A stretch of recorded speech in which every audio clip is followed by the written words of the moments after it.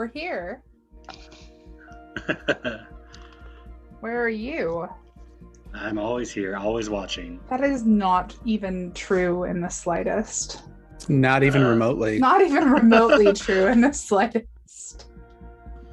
I'm almost disgusted that you would even claim that. How dare you?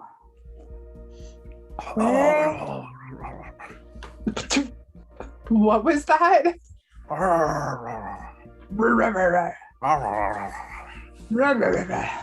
You sound like this guy on TikTok that I watch sometimes. Add image. Where is my background? Untitled. Is he the Canadian that cooks? No, it's an army guy that's quite funny. And that's his impression of the Marines. Oh my god! I don't like it, Jared. I don't like it. I don't like it. I don't like it, Jared. I don't like it. I like it. I like it. I think you look handsome. Jordan! Aww. Now I just want to pinch his cheeks, okay? Somehow it's more Dorman-esque. I know, like... Look, see, I did get a dice tray. So I Good, can about time finally you use even. all of my dice. Jared, it was hard enough to not make out with you before. Now I'm just... Oh my god. I mean, I'm just a man. Just a man. It me. It's like looking into a goddamn mirror. Somri is back. As you guys can see for the viewers watching, she is I'm over the dying vaccine now. flu. But Not seriously, great. go get vaccinated. Stay safe. Yeah. Vaccines Just a are few good. It's like, it's not ideal, but honestly way better than actually having COVID. Let's be honest. Like 100%. There were no respiratory effects, so... As Take healthcare that. person, can confirm vaccine good, COVID bad. Vaccine good, yay. COVID not good. That's science. Is science. Yeah, science, bitch. Science. Just a couple more things real quick before I am ready to go. Sorry, guys. You're fine. I Oh. haven't even pulled up my character sheet I yet. haven't either. Brian, every It's time. Every time. What? I also haven't done that. So I don't need Sci- a charder sheet. I just Brian's know not what alone. Theo does. I have all my stuff Uh, sitting here, otherwise I'm I have my character sheet memorized. unorganized if I don't. Jordan, also I did send you a message that is a little pertinent. That I would like okay, you let to me open respond Discord. That I would like you to respond to. Well, I'm gonna see if We're totally professional here at Practical Heroes. You guys can tell, I'm sure. I mean, of Six- course, 6 messages, Lynn. 6. I don't do messages succinctly, as you know. They all come in one word at a time.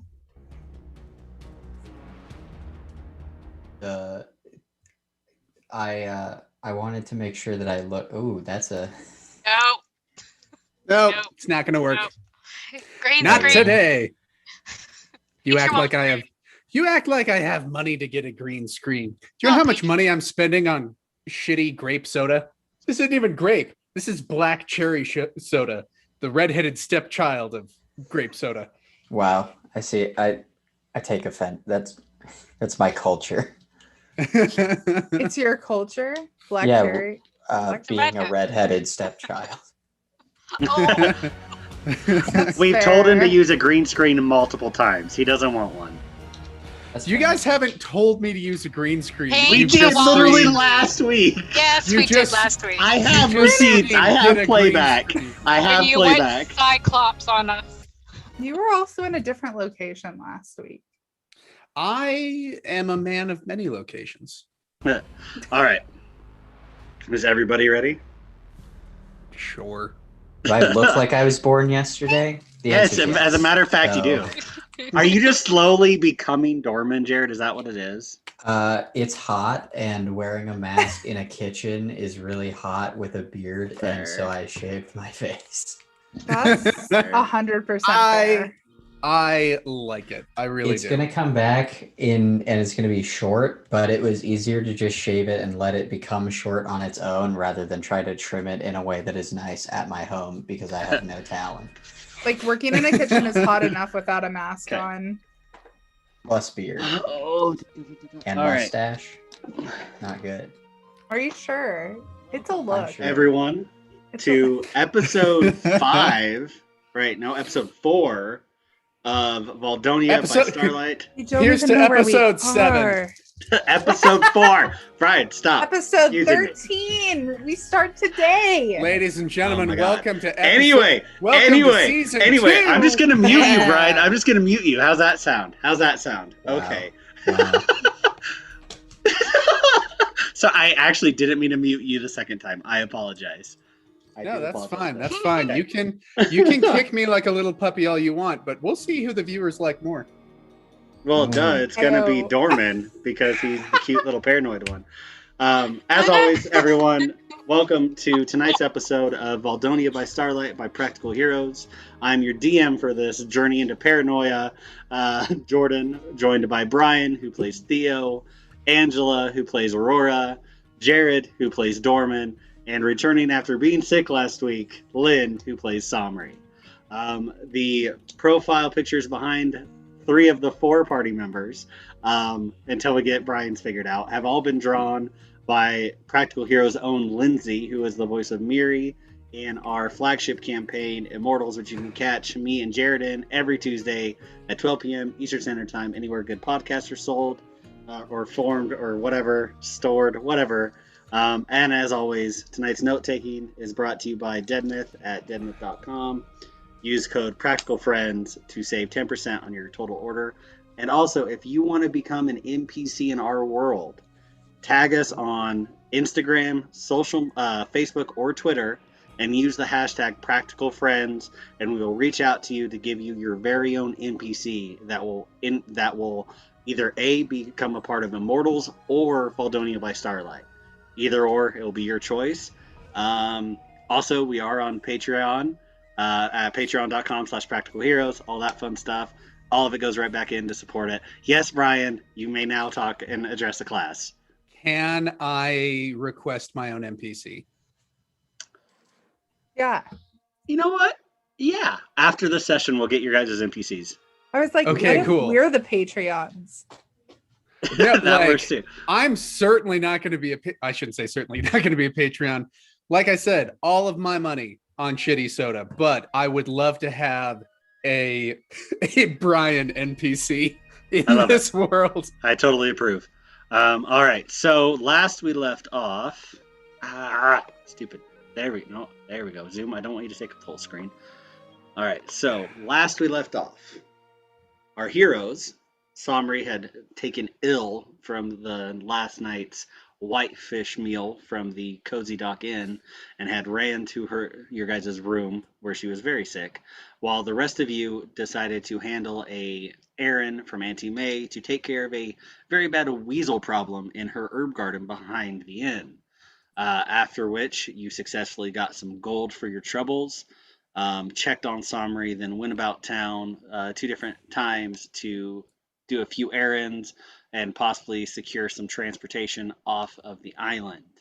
When you returned back to your room, you have come to find out that Somri was taken and replaced by a body changer, to which you quickly investigated the room, found a crawl space above your room with a piece of paper that just had initials WT. You found a secret entrance from your bathroom that led outside, to which you guys have quickly tracked in the evening some footprints and have split the party.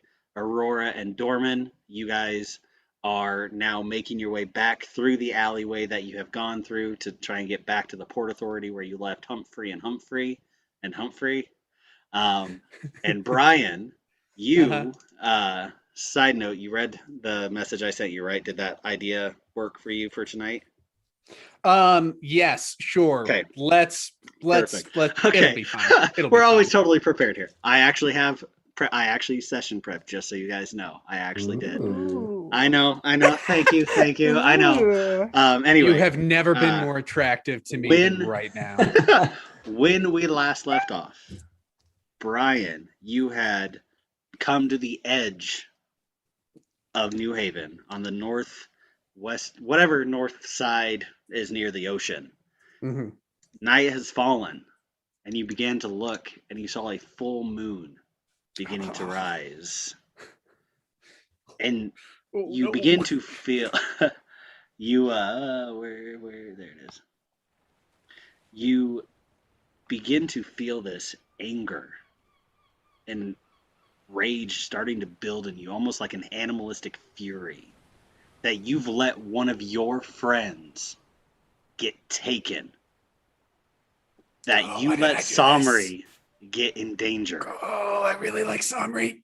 Oh. I need you to make a wisdom saving throw, please. I can't believe you guys let this happen. Oh, I can't Somri, believe you're I right there. did this. Surprise. Boo.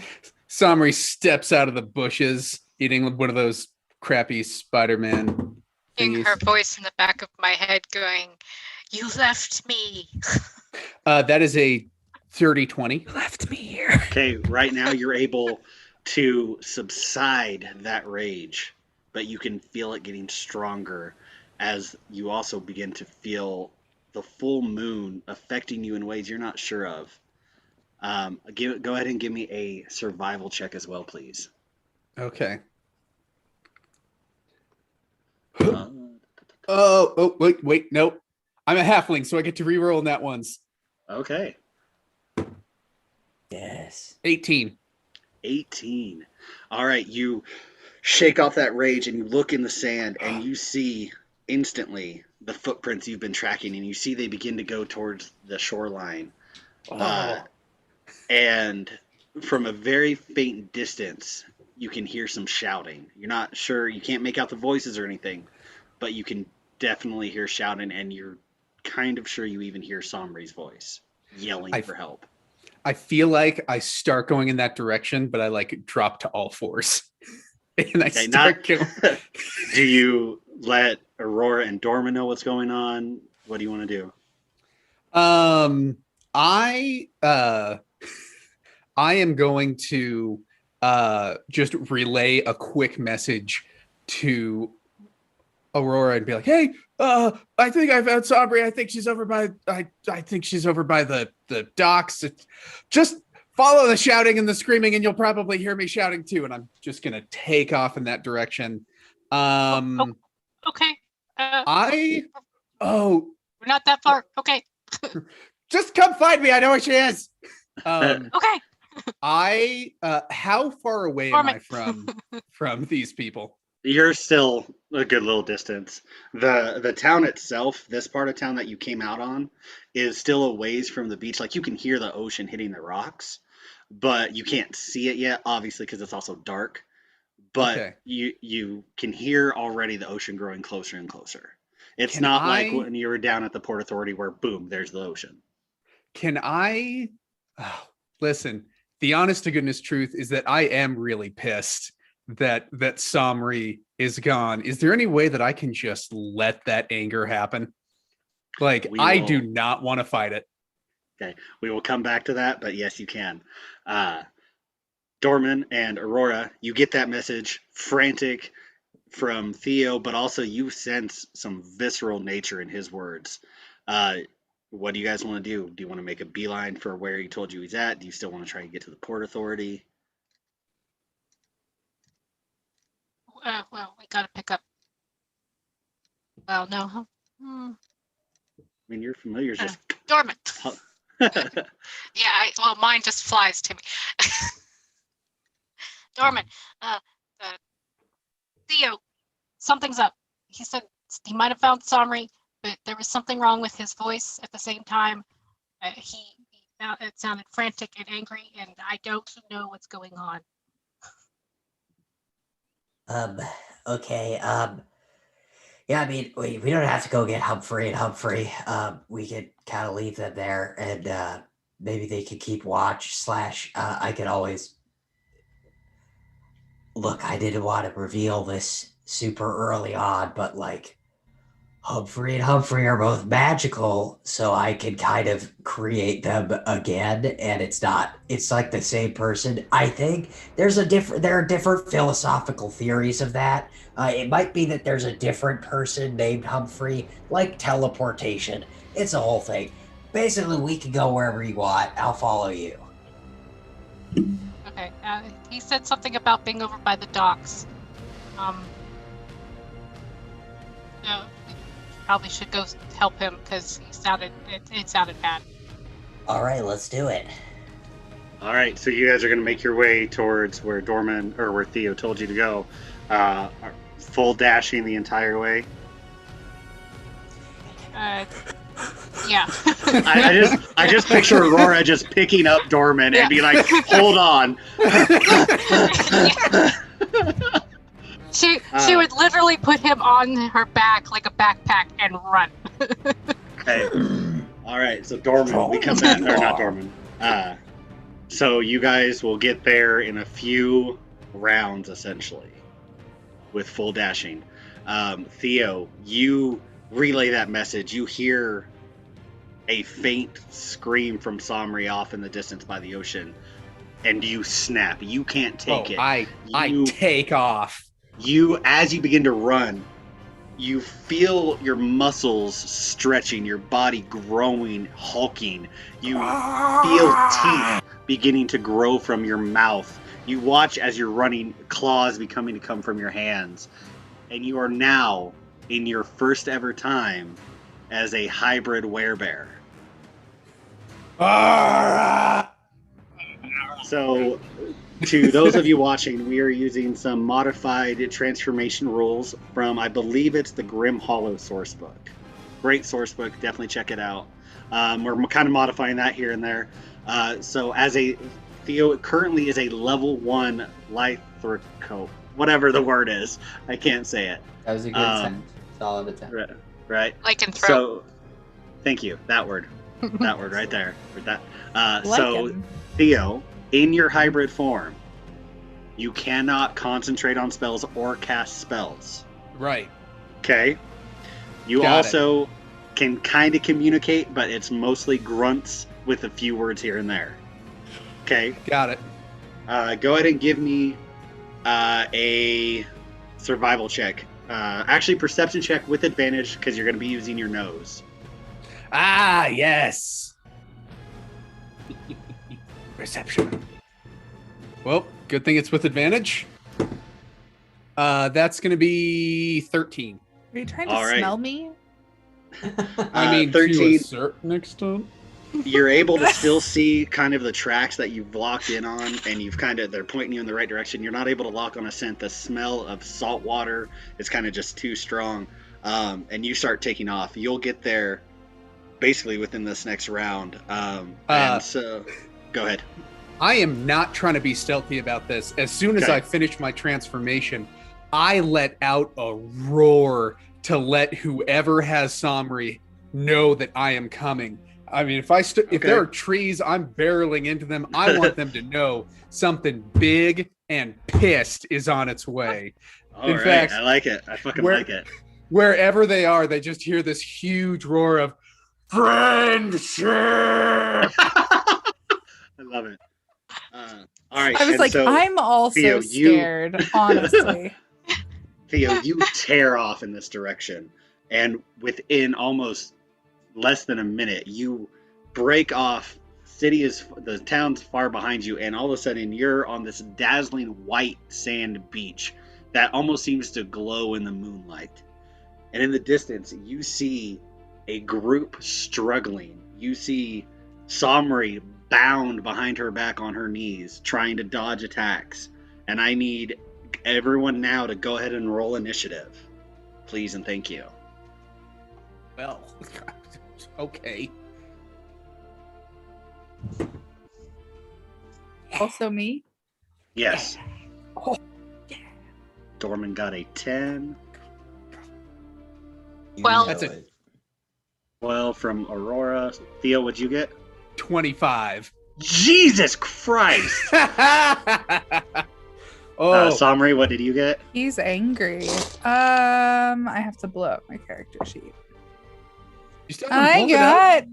I got a 13. No, I had it, but I had it hidden by our Gotcha. notes Okay. and stuff. So you got a 13, you said? 13, yes. Okay, let me do some quick rolls as well. No one will take my friends. Yeah, save me. Someone out there has to save this giant half orc. Could it be Don't Who worry, could do I'm such a on the way. Dorman's riding his stallion into battle. Okay. I love it. All right. Okay, that will work perfectly. All right, let me also, Theo, what is your current HP? Current HP is I have 24 hit points with an additional 5 temporary hit points. So okay. So 24 plus 5 temporary. Okay. Somri, Huh? your HP, please. Oof. 33. 33. Okay. Aurora, Wait, do I get it? you don't get any additional 30, HP in but your I hybrid also forms. have Okay. plus the extra 5. Okay. Temporary 5 hit and- points, 35. Okay. Dorman. I also have that 5 temporary and 26, so for a total of 31 effective HP at the moment. Wow. All right. So I'm kind of Aurora a tank. and Dorman. Wow. So I Aurora love- and Dorman, you guys will basically be out for 2 rounds until you're able to get to the beach, okay? So when it's your turn, I'll actively let you know. So at the top of the round is Theo. You are still about a full 60 feet away from the fray. Charge. Charge. Oh, I am I am full on charging, like just into the middle of these group of people, or Okay. whatever they are. I've Okay. got my claws out. I'm roaring. I'm yelling. These As you fuckers are gonna charge die. forward, and I mean, you are pissed, foaming at the mouth almost. You begin to see a figure, as you come up close, you see a figure locked in battle with 2 of the silver-skinned, gray-haired creatures you've seen before. And he just kind of looks at you real quick and then kind of focuses back on what he's doing. And then past them, you see another hulking big figure that you register as the shadowy guy you saw outside the Port Authority, also locking with a battle with a bigger gray-skinned, silver-haired creature. And then you see another creature that's kind of beginning to close in on the tide, kneel down Somri. And that, do you have a bonus action you would like to do? Yeah. I mean, I have a claw attack I can use when shit. I'm as a bonus action, according to this thing. So I just want to. Yeah, I'll say usually for future notice, it's if you make it 1 attack, you have the bonus action attack with it. It's kind of like 2-weapon fighting, but I'll let Gotcha. you go ahead and, as kind of like this blind rage thing, let you make 1 bonus action attack. Awesome. Yeah. I just want to run up to this, mofo who's approaching Somri and just dig my claw into the bottom of him and just get him. All right, go ahead and roll to hit. All right, let's see here. Oh, that's only a 7. That's not going to work. He sees you coming out of the corner of his eyes and just steps back as your claw swipes by and just digs into the sand. Alright,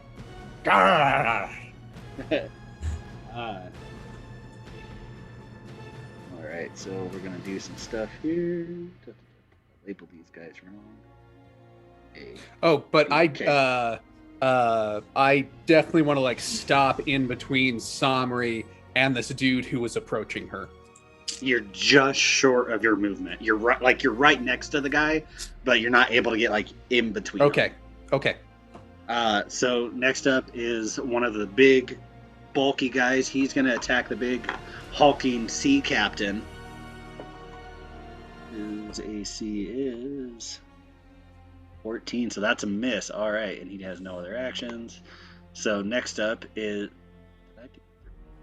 I did. Oh, my bad. Oh well. Okay.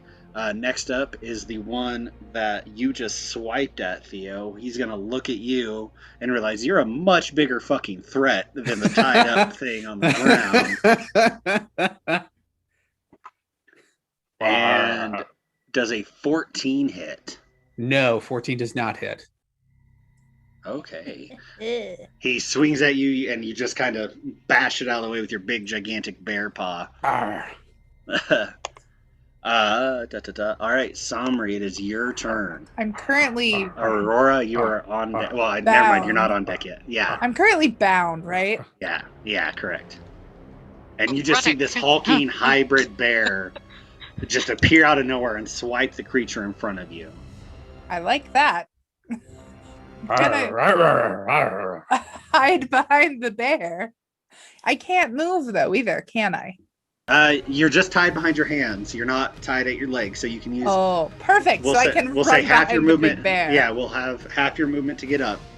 I'm gonna just because that. I feel if you're tied behind your back, it's kind of hard to get up. It is a little difficult. Not doable, but it is definitely a practice thing. Yeah, I'm gonna run behind the bear that just stepped in front of me. That sounds like a great idea. Okay, you do that. Yeah, the big guy in front of you is not concerned about trying to opportunity attack you because there's a gigantic fucking bear. Yay, bear! Friendship. Would I remember? Would I recall bear form? Have we seen it? You haven't seen this form. For all you know, this is some other fucking creature out of nowhere. I will let you make a quick perception check to see if you can read any signs or anything on it that might tell you who it is. That would be rat-shaped birthmark. That would be a 21. So 21. As you begin to kind of look, you even see that the bear, the hybrid werebear, locks you in the eyes and kind of gives you a knowledge little nod. And you also notice a wink. A wink. Only you can prevent forest fires. No. good thing you we're also on a beach. notice the same fur pattern that you did see in your guys' mind back so long ago at the academy. It's Theo. Okay, great. A friend. Someone I can trust. Maybe. Right. Unless he's also a doppelganger. Do you want to take an action to try and break your restraints? Yes, I can do that. Yeah, give me a strength check. I'm strongish. Strong boy. Strongish. 16? 16? You begin to fray at him, but they're just not there yet. Alright.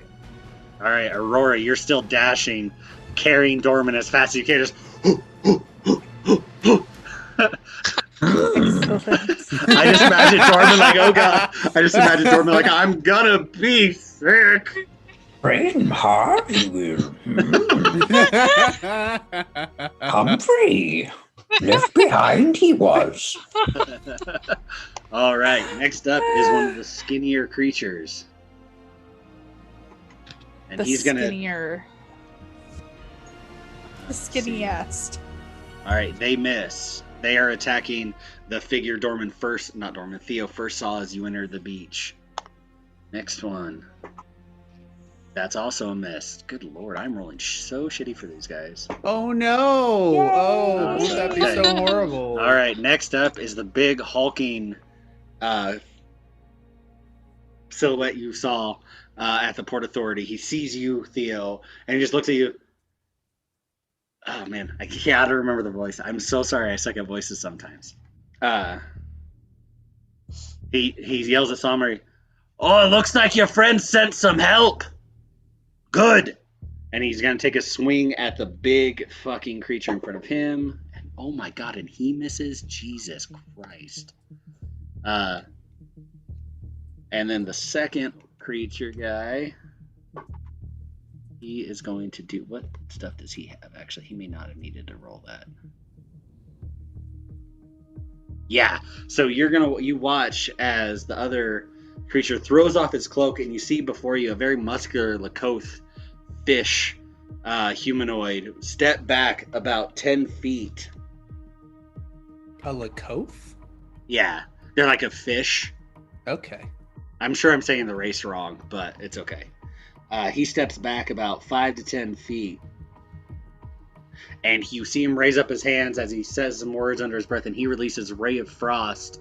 And those guys need to make a ranged spell attack. Okay. Let's see. There we go. That hits. Okay, perfect. Got with a 22. Does creature within range. Okay. Does 1d8. Oh my god, so many dice. No, that's a d10. Don't want that thing. Where the hell is a d8? I feel like this is a movie for like an awesome 80s like robot movie. Don't. Okay, full damage. All right, sweet. He attacks that guy for the full 8 damage. You watch as just these ice shards shoot forward, pelting this creature as he shoots back and says, "Hey, Captain, we got our hands full!" And then top of the round, Theo, it is your turn again. Awesome. Can I... Okay. Okay, what I want to do is use like my main attack to take a swipe at somebody and then use my bonus attack to get a claw into the ropes of Somri's thing and just rip him to shreds. I'll say you, with doing that and this being your first hybrid transformation, to do that, I'll say you totally can, but I'll basically have you roll an attack to hit Somri. If it doesn't beat her AC, you hit the ropes. If it beats her AC or higher, you hit her, but also hit the ropes. Like you'll still get the ropes, but there is a chance to damage her. That's okay. Take the choice. Take the chance. It's gonna be great. Or you can take your full action. Do that. I'm gonna do that. Do it. Okay. Do it now. All right. So roll to hit on the first creature you're gonna hit. Okay. Wow. Also, I'm here. I'm just 24. Having to do something. 24 really fast. hits. Roll some damage. Okay, that's gonna be hybrid claw 1d6.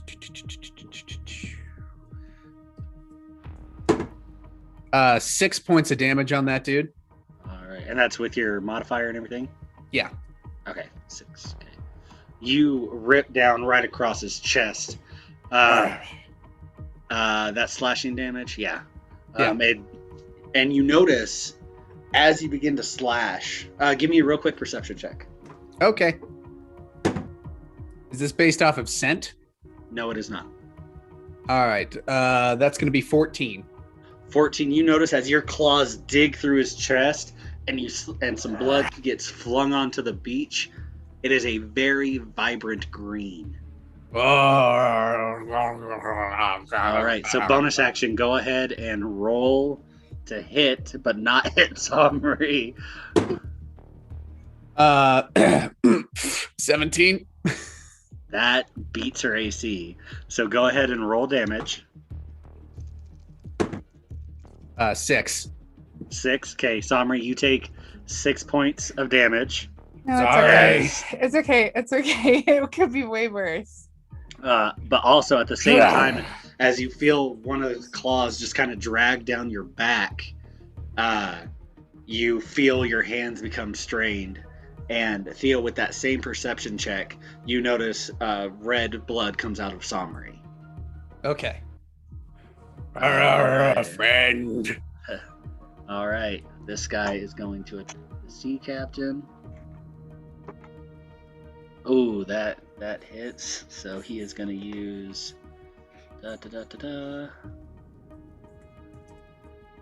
He is going to use a slam attack to deal 7 points of damage. And then he's going to try and hit you, Theo. Does a 16 hit?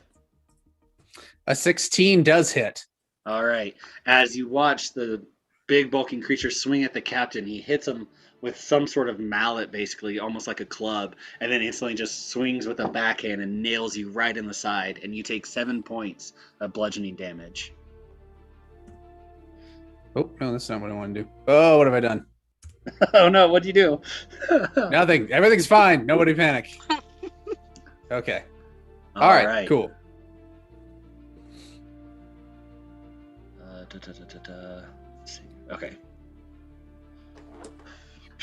The next one is going to try and take 2 swings at you, Theo, because you're still, to him, the biggest fucking threat there is. Understandable. 17, does that hit? Yep. All right. He goes, and you see him kind of just go right for your shoulder, and you take 5 points of bludgeoning damage. Okay. Kind of winds up to take another hit, and he totally misses with a nat 1. And as he goes to swing back, you actually grab his hand. And you have a firm fucking grasp on his hand. He's not fucking going anywhere. And you just stare him down, snarling. Somri, it is your turn.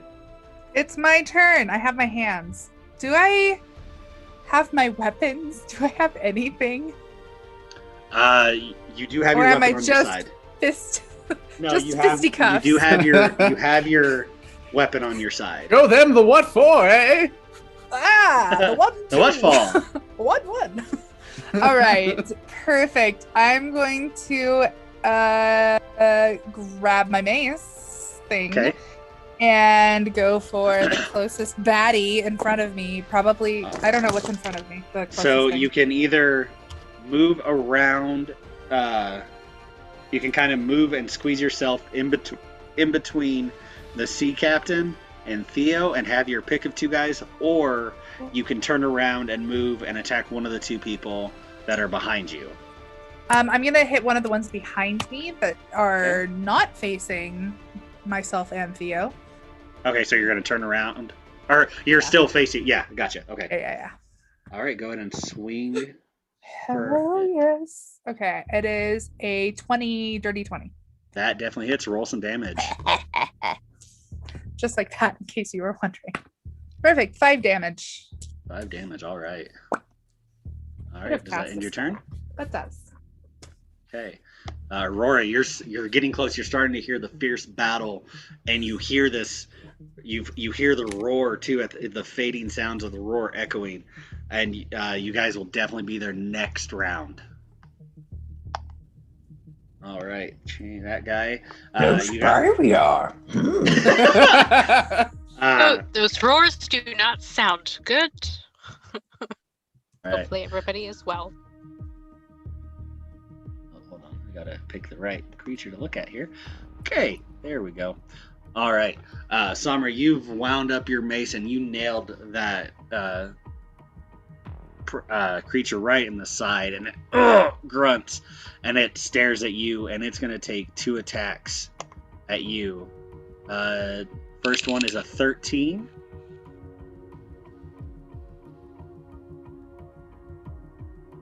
Somri. Sorry. I'm trying. Okay, my computer is overheating, and I'm trying to get John to bring me the laptop cooler. So, Gotcha. Sorry, missed that. Gotcha. Does a 13 hit? Yeah. No, it does not. Okay. No. He goes to stab you right as that mace impacts his side, causing him to go wide. He's gonna wind up again and try and hit again. Another miss. No worries. Sorry. And you just see him getting don't apologize to me. I'm just controlling these guys. It's totally fine. The one that got hit by the ray of cold is going to charge towards the Lakoth and take 2 swings at him. Oh, let's see here. Miss. And another miss. All right. You hear the pirate captain shout, "We're here to help!" To you and Theo, as he... Let's see what he got here. Okay. Pirate captain. Okay. He is going to take out a hand crossbow and let a bolt fly towards the Creature that you just attacked, Somri. And that is a hit. Yes. And he does. Come on, roll some dice. Okay. And that is that guy. You watch this bolt whiz right by your head, Somri, as it nails the creature in front of your shoulder as he takes some piercing damage. Okay.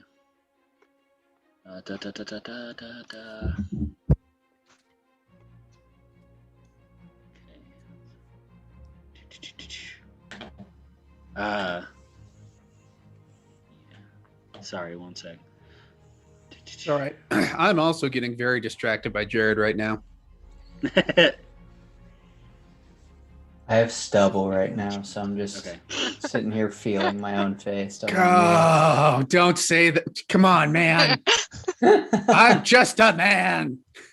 And a bear at the same time. You guys, Somri and Theo, you watch as the Lakoth begins to move his hands in some circles. You see him say some marking words under his breath as a jewel on this necklace he wears glows, and he slams his hands together and he disappears in a puff of smoke and then reappears 30 feet down the beach. That's not fair. That's cheating. I don't like that. Not even I use my massive bear claw to flip him off. He's not even paying attention. All right, so he's trying to get away. His turn. He still felt the shame. All right, Theo, it is your turn again. Okay, now that Somri is free, I'm just gonna turn my whole focus on this one dude right in front of me, and just. Okay, your first attack has advantage since you are holding him with your other hand. Oh, I didn't know I was holding the dude. Yeah, it's just he rolled a natural one on his second attack. That's right. I'm just gonna be holding my hands. Okay, awesome. I love that. All right. Well, the first one is a 21, but let me roll again to see if I crit. 21 it is. Okay. Roll some damage. Okay. Whoa. Oh, that's only 4 points of damage. Okay. Now, because I'm holding him with my other hand, does that mean I don't get to use a bonus action attack? No, you can. You just can let go his hand and it'll be a straight roll. Cool. Yeah, I'm just going to let go of him. And then as soon as he's down, just smash into the top of his head. Okay, go ahead and roll to hit. Oh, that's just an 8. That's not going to go. Okay, that doesn't. He's able to. The second you let go, he instantly moves out of the way and kind of like just pushes your hand off to the side. Oh, I'm going to fuck that dude up later. Okay, this guy is going to take an attack at the sea captain again, which is a natural 1. You watch as he goes to swing at the captain, and the captain kind of grabs his wrist and causes him to drop his weapon. Nice. B. All right, the creature in front of you is going to still attack you. That is a 16 hit. 16 does hit, yeah. All right. As he pushes your hand away, he brings up his club to the side, hits you right in the side. You take 3 points of bludgeoning damage. Okay. And he's going to swing again, and he totally misses. Not a nat 1 that time, though, but that's okay. Oh. Okay. I wanted to grab him with my bear paws. Somri, it is your turn. Aurora, you are officially on deck. It is my turn. What do I want to do? I just scream out, Dorman! I'm gonna cast the guiding bolt. All right. Does a 21 hit? Which one are you aiming at? The same one you've been fucking with? Same one I've been trying to hit, or have been hitting. I assume 21 yes. definitely hits. It's like, I'm assuming yes, because my other one was not that high and it hit. All right. Oh, and I rolled max damage, so Sweet. it's 8 damage. 8 points of Oh, no, damage. wait. All right. No. That's not right. I was looking at the wrong thing. Hold on a minute. I was gonna say. I'm dumb. Like 8 points. I was looking at guiding my sacred flame. That's why. bolt. Oh no. That isn't what I wanted at all. Now just roll max damage again. Well, I rolled 2 on max damage, so 12. It says you rolled 11 on guiding I didn't mean bolt to damage. click it there. I am Okay. rolling with my actual dice, which you can see Okay. here. 'Cause that's true. Okay. I'll be a merciful god. 19. 19 damage? Yeah, I rolled Jesus. 2 6s. See? You. I see that. Heck I see yeah. it. I rolled 2 You- 6s. Release this guiding bolt from your hand, and the body fucking explodes. Green blood and viscera, bright green paint the beach. Oh. It's green on the inside. Yeah, vibrant neon green. Oh, okay.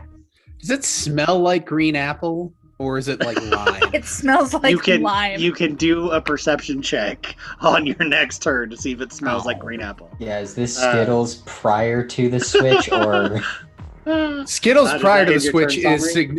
is significantly better. Lime Skittles much better than green apple. They made a mistake. Agreed. I concur. agreed? Okay. We're all in agreement here. Agreed to Well, we disagree. haven't- Just kidding. We haven't heard from Angie. That's true. Oh, about what the green I'm smell gonna say is? green apple, honestly. Never mind, I take it all back. All right. Aurora, it is your turn. You bust in to this beach scene, just this massive battle going on. You see an hybrid bear humanoid fighting a creature. You see Somri just explode a guy into bright green dust.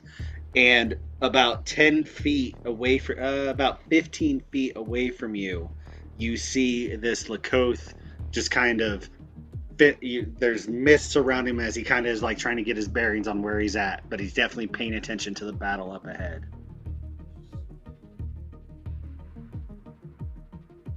What do you want to do? I'm going to run towards Somri and pretty much skid to a halt and just plop Dorman down beside her. Okay, you're about 10 feet away. You can't get there in your full movement. You can dash again, but that'll take up your action. If you want to. have to toss me.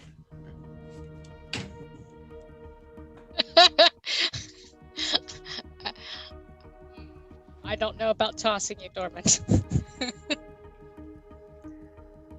okay. Can I say clearly who's... You sure you want me to toss you?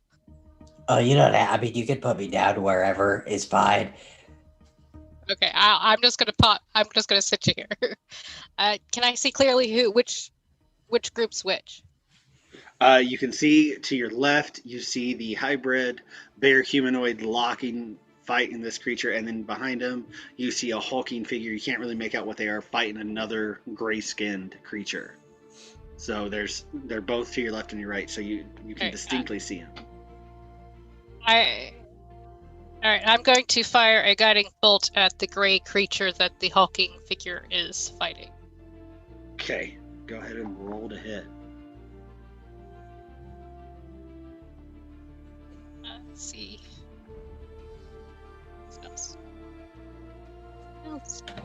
I'm going to, just level 1, just because I have it at level 2.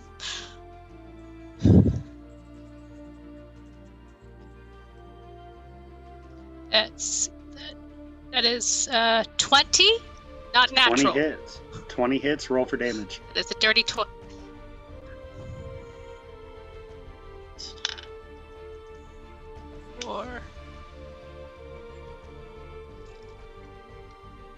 Where are you?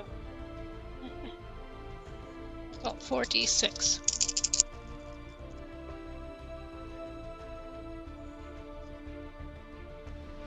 $18. 18. 19. 19. Level 1. Jesus Christ. Okay, you let loose this magic bolt, and it kind of streaks across the beach like lightning, and in fact, underneath, you see the sand almost instantly turns to glass from the sheer heat that you release from it as it connects and deals 19 points of goddamn damage to this guy. Look at us. With our cleric spells. Look at me. I wanted to have a DM where most of the party was clerics. God, I'm an idiot. Playing on hard mode, baby. Yeah, you're fucking telling me I'm DMing on hard mode. All right, you see him get rocked back, and in fact, the force is so much he actually gets knocked back about 5 feet. And you hear him curse under his breath in a language you guys don't understand as he calls out to the creature over by Somri, says some stuff, and yeah. Does that end your turn, Aurora?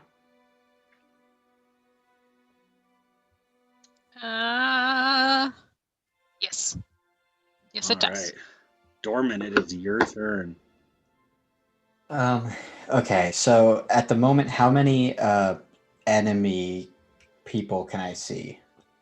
From where you're at, Dorman, you see basically 10 feet directly in front of you is Somri, or at least what appears to be Somri, to your knowledge.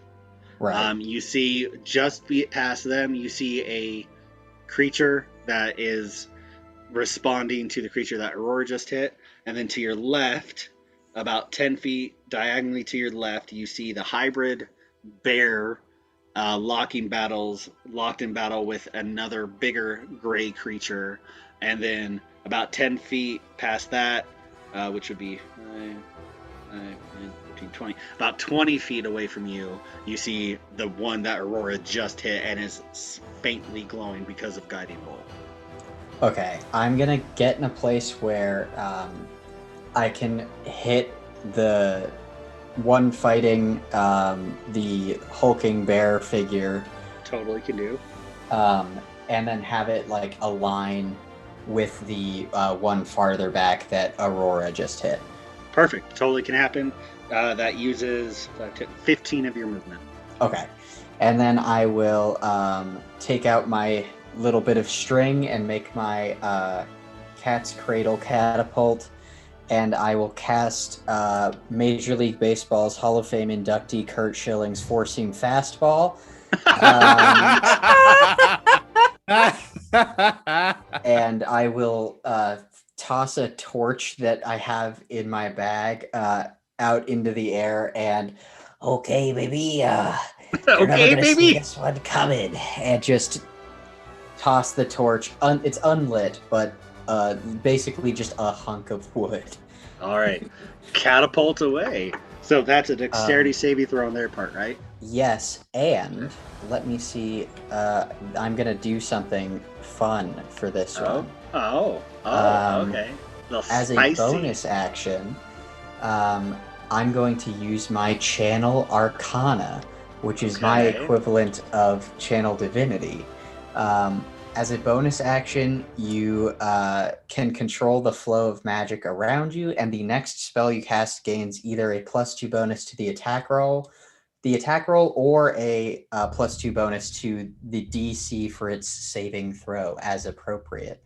So I'm going to use that for this catapult DC, and the DC for that will now be 16 instead of 14. All right. God damn. Okay.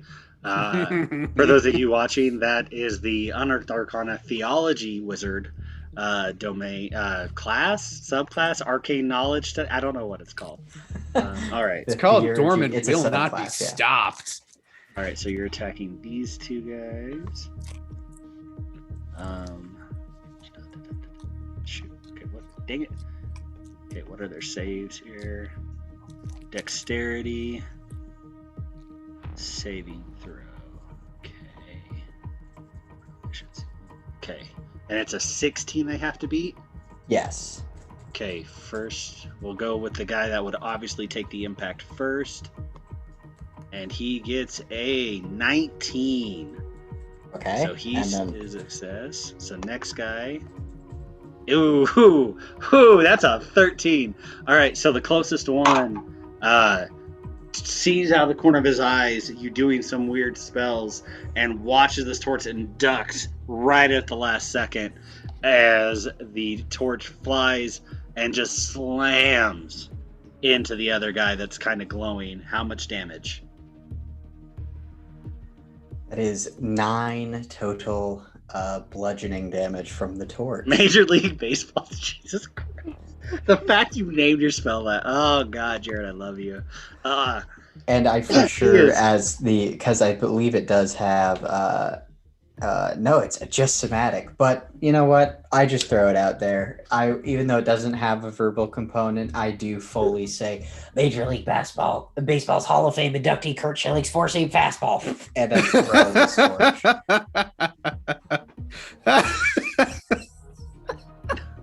I completely forgot that you renamed all your spells. God, I love that. That's I love that so good. much. As the torch rockets into him, you can hear bones break, and he is not looking good. He's definitely been a little more fucked up faster than they thought he would. All right, that guy. Hold on.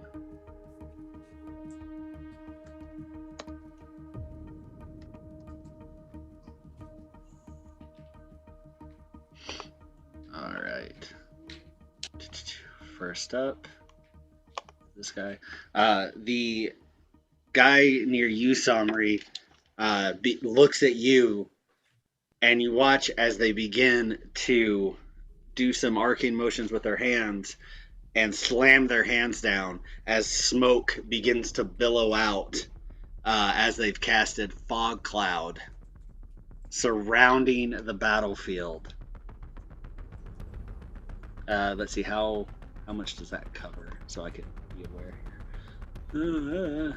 I hate that. That is a... Holy shit, that covers a lot, I think. 20-foot radius. Okay, so 5, 10, 15, 20. 5, 10, 15, 20. 5, 10, 15, 20. Okay, so Dorman, you are outside the radius of the fog cloud. Everybody else, except for the creature that Dorman just hit with the torch, Dorman and the Lakoth are outside of the fog cloud. Everybody else is in the heavily obscured area. This is heavily obscured, lasts for duration. So my understanding is heavily obscured. You can't see 5 feet in front of you, basically. Probably not. Okay. That seems fair. Okay. All right, and that ends his turn. He was right in front of me when he cast it? He was like basically, but kind of diagonal, like in your peripheral. Okay. So, sort of close. At this point, Somri, you feel a hand on your back as you feel... Run! I want to run. You don't feel any attack coming. Instead, you feel healing coming over you. And you heal for 6 points. That's fine. I'm still going to run. Well, it's not your turn yet. Well, when it's my turn, I'm running.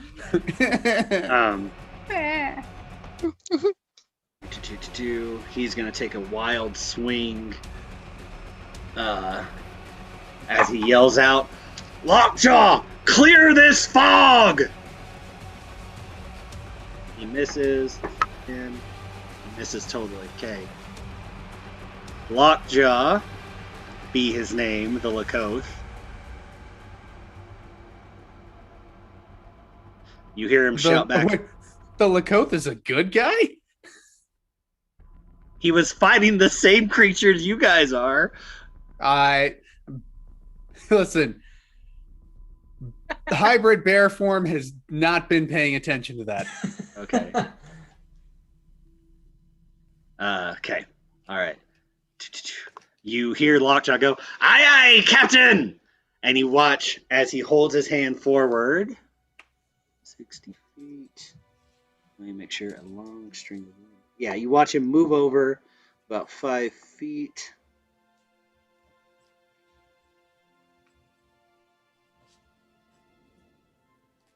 Yeah. You watch as the white sand begins to swirl around him a little bit as this gust of wind just shoots straight forward and disperses the fog. And do they need to make a save? Each creature, long triangle from directions. Each creature that starts its turn in the line must succeed on a strength saving throw or push be 15 feet away. Okay, I need Somri to make a strength saving throw, please.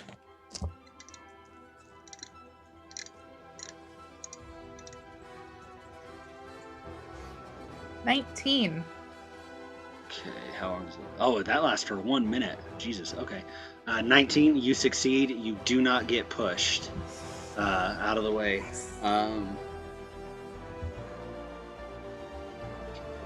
Sorry. Okay, and you watch as the fog begins to lift slowly but surely. It will definitely be dispersed by the end of this round. Or by the end of this upcoming round, because this was the bottom of the round. All right, so Theo, it is your turn. You're encapsulated in fog. You hear this rushing wind behind you, it's starting to clear up in front of you already pretty quickly, and you can still see the guy that you've been fucking with in front of you. Yeah, no, just another 1-2 against him. I'm not letting up until he's a bloody heap on the ground. Sounds good. Okay. That's 24 for the first attack. 24, that hits. Roll damage. 7. 7 points. All right. Go ahead and roll that second attack. 17. 17 hits. Roll for damage. Yeah. 6. 6 points. All right. They are not... The one in front of you is not looking fucking good at all. All right. That ends your turn. You see the... excuse me.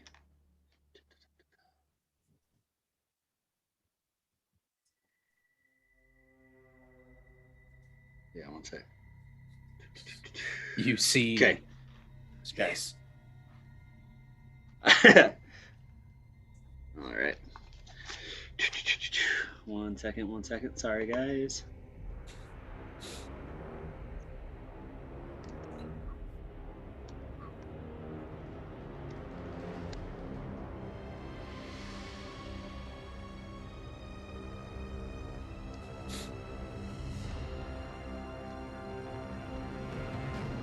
Okay. Just imagining this dude being beaten to death by this giant, hulking half bear whose breath is just foaming and reeking of radishes. Love it. You see the one that Dorman hit with the torch.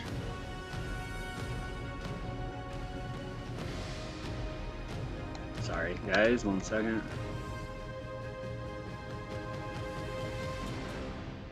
Okay.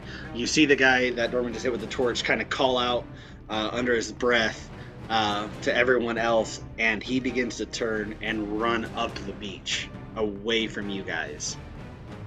The captain is going to take a swing at him. Miss. That's a hit. He does 6 points of damage as he tears into his back as he begins to take off. That guy also begins to run up the beach.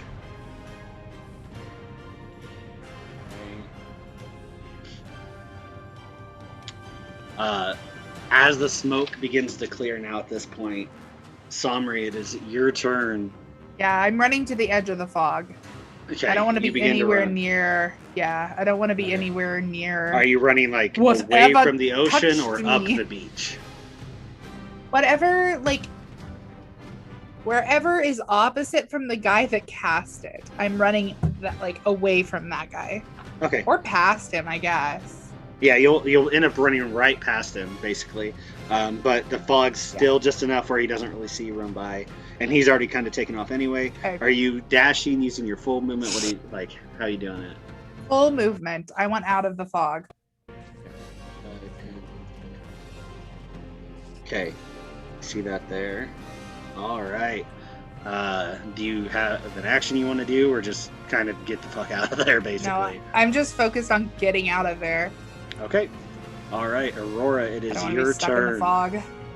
You've seen this fog cloud kind of disperse, and you felt this wind rush right by you as it's starting to disperse. You see where the wind kind of cut through the fog. You see Somri there, kind of looking around, and you also begin to see kind of the hybrid bear, as well as the captain and the other creature still kind of a little bit locked in battle. What do you want to do?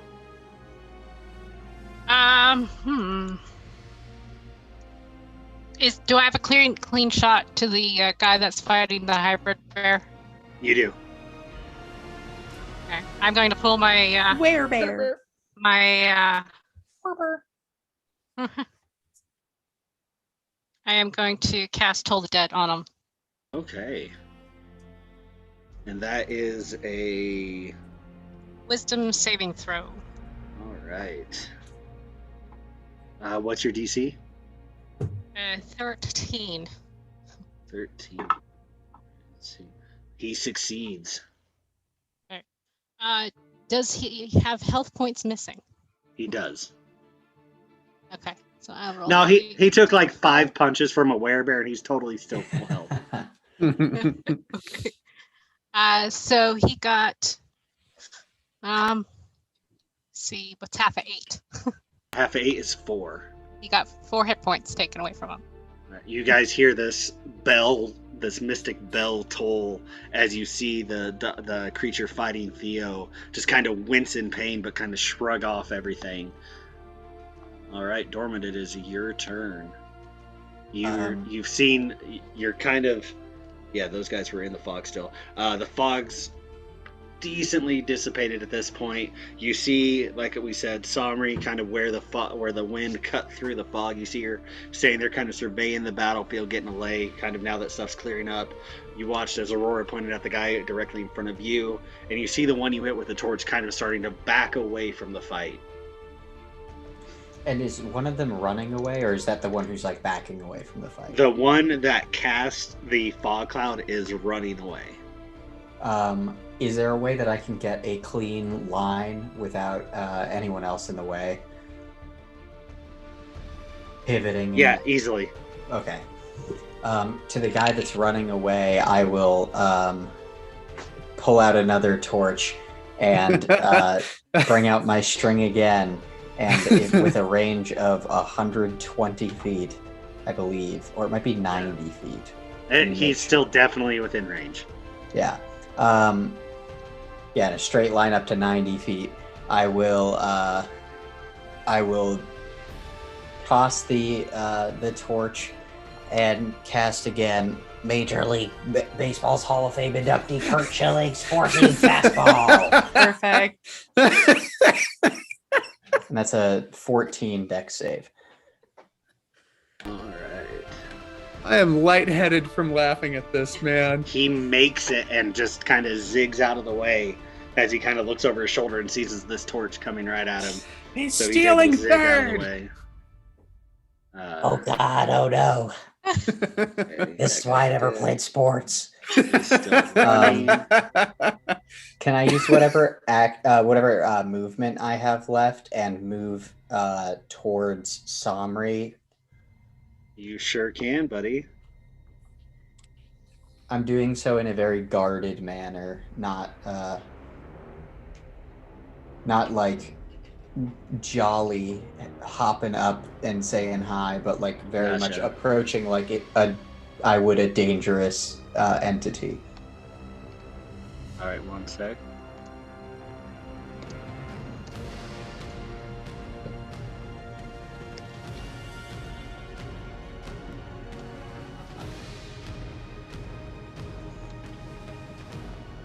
You might be wondering, did I buy 7 torches just to use as ammunition for catapult? I'm wondering now. We were never going to use these torches. It is hard to find that because it has to be between 1 and 5 pounds. All right. And it has to be something I don't care about. So I was like, I'll buy a bunch of sticks of wood. Those are cheap. And they are 1 pound according to Dungeons and Dragons. And so perfect ammunition. All right. You're able to get there with the rest of your movement. Does that end your turn? Yes, that will end my turn. All right. All right. The captain throws off his cloak, finally now that the smoke's basically dissipated, and you see a hulking black and orange lionfish Lakoth as he pulls out his long sword and says, "You yellow bellies ain't running nowhere," and he's going to take a swing at the one that's been hit by the torch.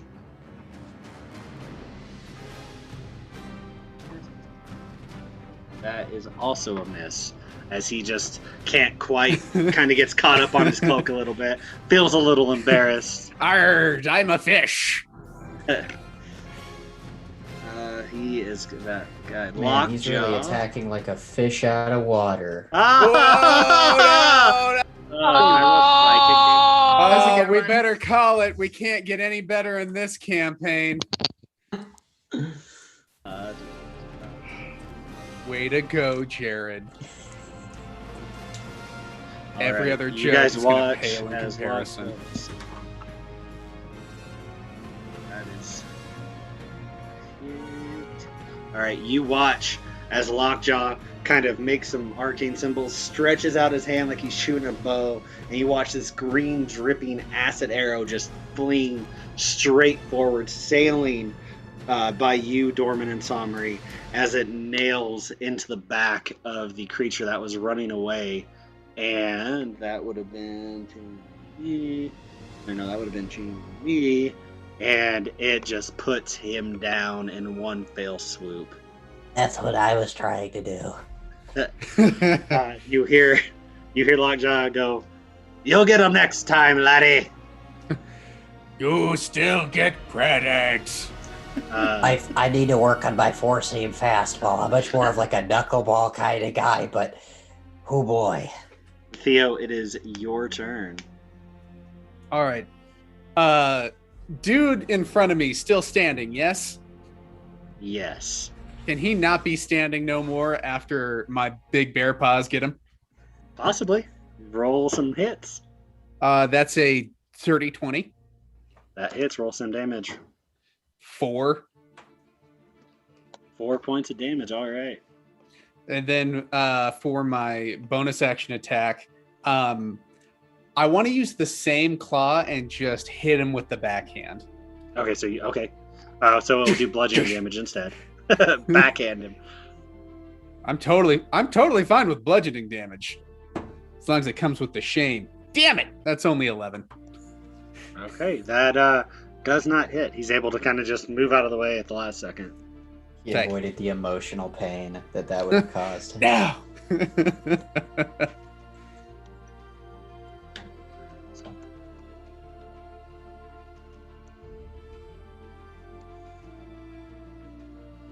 And I think that's everything that I'm going to do with my turn. All right. Sorry, one sec.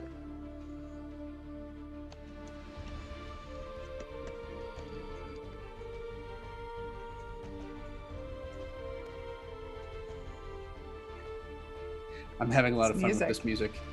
Good. All right, that is their turn.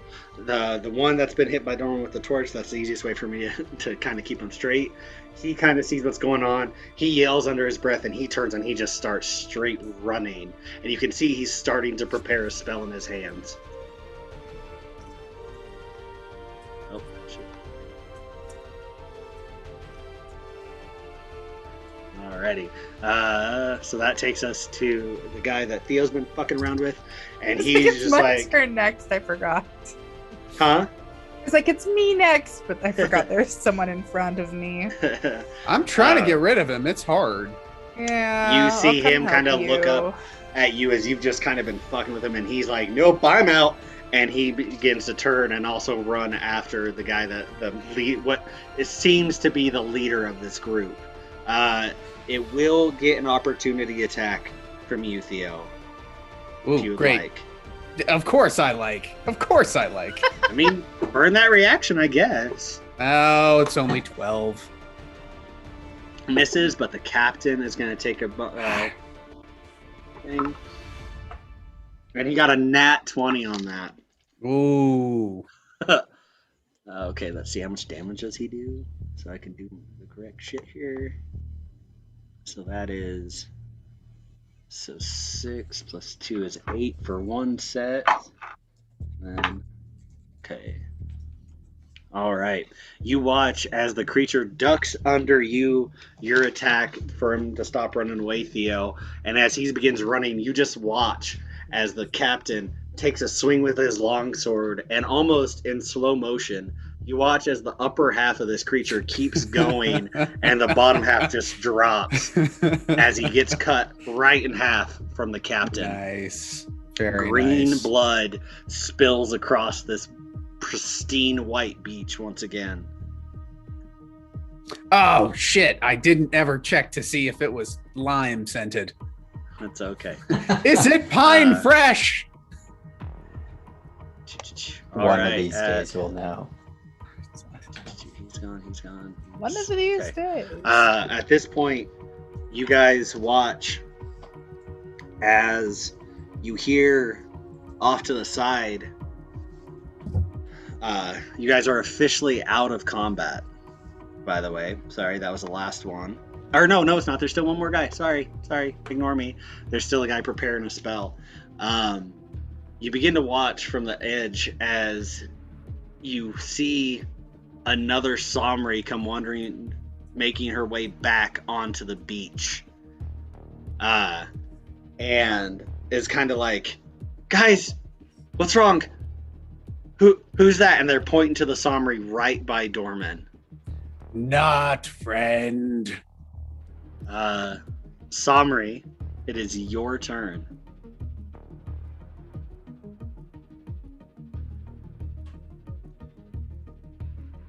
You just put your hands up? It's me. It's Yeah. me. Yeah. Okay. Do you want that to be your turn? Yeah. Okay. I'm not gonna attack anyone. Okay. All right, Aurora, it is your turn.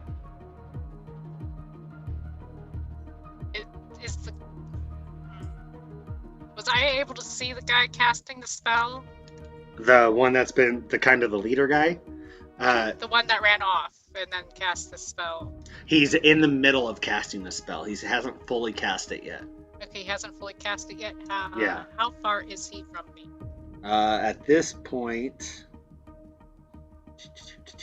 he is 5, 10, 15, 20, 30 feet away from you. Okay. Well, that works then. At level 2, I'm casting Guiding Bolt on his ass. All right, roll to hit.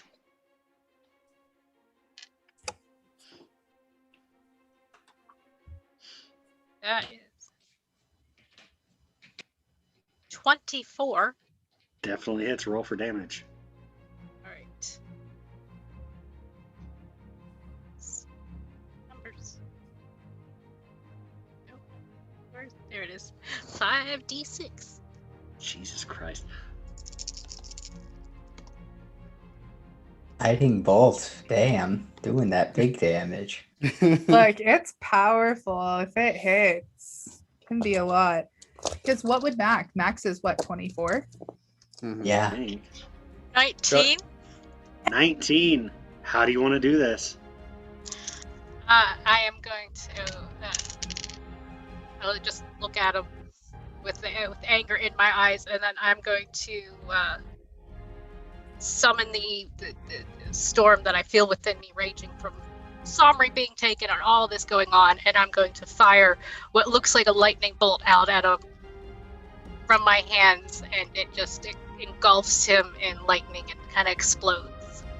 All right. As it you hits. guys watch as this calm fury comes over Aurora, as she almost, I like to picture it, and you can obviously correct it, it's almost, not necessarily finger guns, but almost. Kind of, you just do like the hand thing, and you watch as her hair begins to stand up, as the electricity from this guiding bolt begins to build. You watch it shoot down her arm and launch itself, zipping across, leaving a streak of molten glass across the beach as it connects square in this guy's back. As he just begins to be electrocuted, you see his bones from the sheer force of electricity as he explodes into neon green viscera all over the beach. And you guys are officially out of combat, but there is still the subject matter of the two Somris. By now, which the other one that was approaching from the beach is now closer, hands also up, mimicking the Somri next to Dorman. Can I run towards the one that has walked onto the beach and just unleash some attacks? Damn, you don't even want to like check? Like, but no, that's fine. You totally can, by all means. I already saw the one I've been fighting next to bleed red blood, and that's all I need to see. So you're... Okay, go ahead real quick and give me... All I need Okay.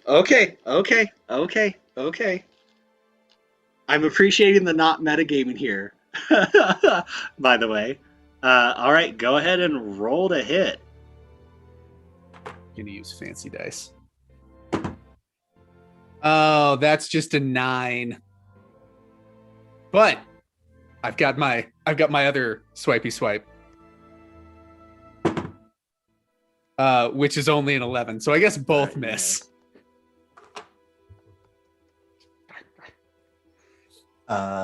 While that happens, I will look at the Somri next to me, flash my eyes taupe, and then I will ask, do you remember how we met? You remember, don't you? I do. Okay. She's like, hold on, I gotta look at my notes. Don't kill me yet, I gotta look at my notes. Don't kill me yet. It was in the library when we ran into each other. Also, the code word is pumpernickel. Real quick. Go ahead, Somri. Like, because this is like kind of fucking intense on purpose. I'm gonna turn off this for a second. Roll me a d20, and I'm gonna roll one too. Okay. The higher number gets to say how they met Dorman first. Does that make sense? Yes. Okay. Go ahead. No. 1, 2, 3. Well, I rolled an 18. You win. You get to say it first. So the Somri in front of Dorman begins to say whatever you're going to say. Go for it. I fell into you in the library. We ran into each other and became fast friends because we both like books. Also, the code word is pumpernickel. We'll need a new one. Okay. Could you show me the marking that we have? Yeah. I don't actually know that I did that. I didn't write that I marked. Definitely took my dagger in that scene, and I don't know what you did with it. I can look back in my notes. Here it is. Somri left wrist. It. Oh, left wrist. Left wrist. All right, again, roll me a d20. Fastest one, highest number gets to show. Fastest one. Mine's already rolled. What'd you get? A 15. You win again. Okay. This other Somri that's kind of like being held at bay by Theo, you hear him yelling out this stuff like, don't trust her. See, look, I have a scar. Pumpernickel, don't trust her. The whole time, but just can't really get anything out as the Somri's saying. I even kept Pumpernickel from you, Jordan. Did Did I, as Dorman, clock the like green blood versus red blood combination? All you saw was green blood, because by the time you got on the beach, hadn't arrived when you saw Somri get hit. Because what the red blood was from Theo freeing her. Does she have any like caked on her or anything like that? Give me a perception check.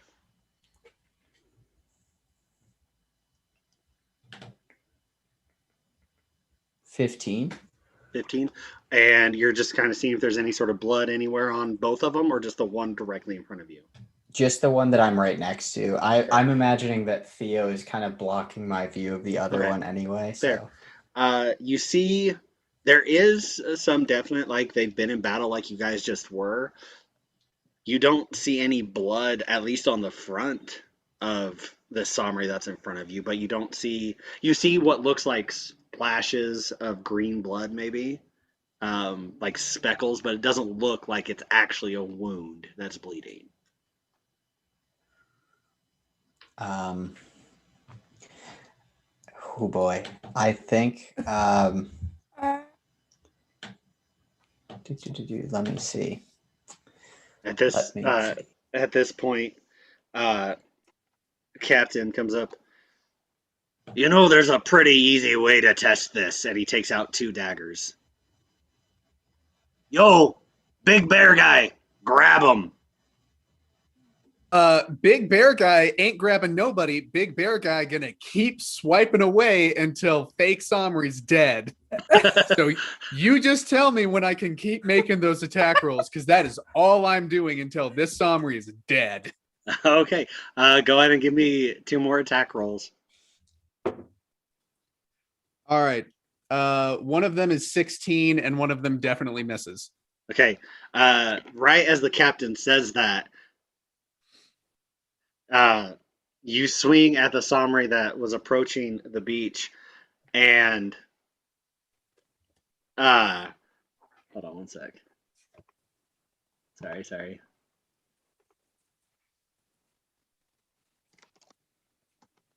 You're leaving us on pins and needles. I know, I love it. I hate this. So you're swinging at the one, yeah. You're block. Yeah, okay. I just had to correct everything in my head. I'm swinging at the one not played by our fantastic friend and future President Len. Lenica for President 2024. I approve this message. Hey, you'll be old enough to run, technically. Holy shit. No, I don't like that. I take it back. Right in Lynn. Just kidding. I mean, don't. Right in Somri, a.k.a. Ted. I love it.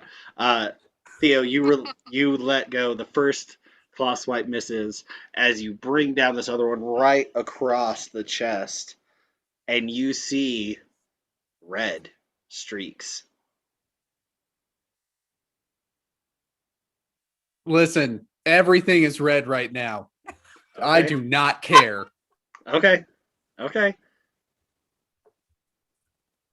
I'm going to walk up to Theo. Definitely try.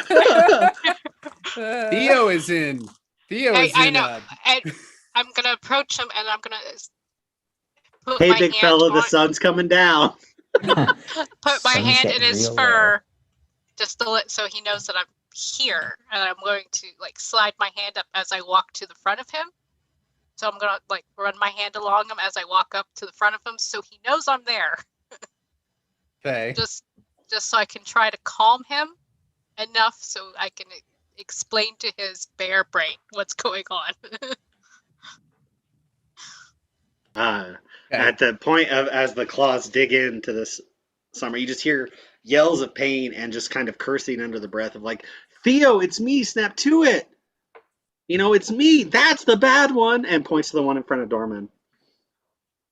At this point, Somri, you feel a dagger run across your cheek as the captain's like, well, we better make sure. And the dagger slices across your cheek ever so slightly, from ear to corner of your mouth, and there's also red. I walk about, I hate that. 25 feet away, and I sit down in the sand and use thaumaturgy to kind of sink myself in and really like root myself in there. And I'm going to begin the minute-long process of knowledge of the infinite. And okay, I forgot you do it as a ritual. Yeah, so for a minute, I'm going to sit there and almost in like a Doctor Strange seeing possibilities kind of way, just like kind of like clearly actively searching through like some expanse in my head for a minute. So that's what I will be doing for the next minute, attempting to recall what basically I want to you can try to recall knowledge that you do not possess, and I want to see if I can know which one is real, just for truth. All right, so this is your second time this week. Is it my second or third? I believe it's your second one. Second? Okay. Because it's your second one because you did your first one last session. Oh, and we reset it with the new stuff, right? Okay. Yeah, exactly. That's where I got confused. My bad. All right.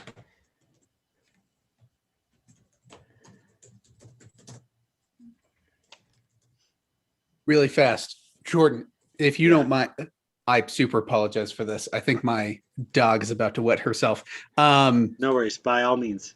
Continue to play as me. My whole thing, swipe at this other one until it's dead. That's all I want to do. You don't care about the one behind you. Okay. Don't care about the one behind me.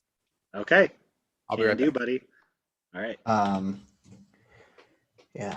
So yeah, I'm just literally sitting there rooted in the ground, and I'm gonna wait out. Unless someone is to interrupt me, that's what I'm gonna be.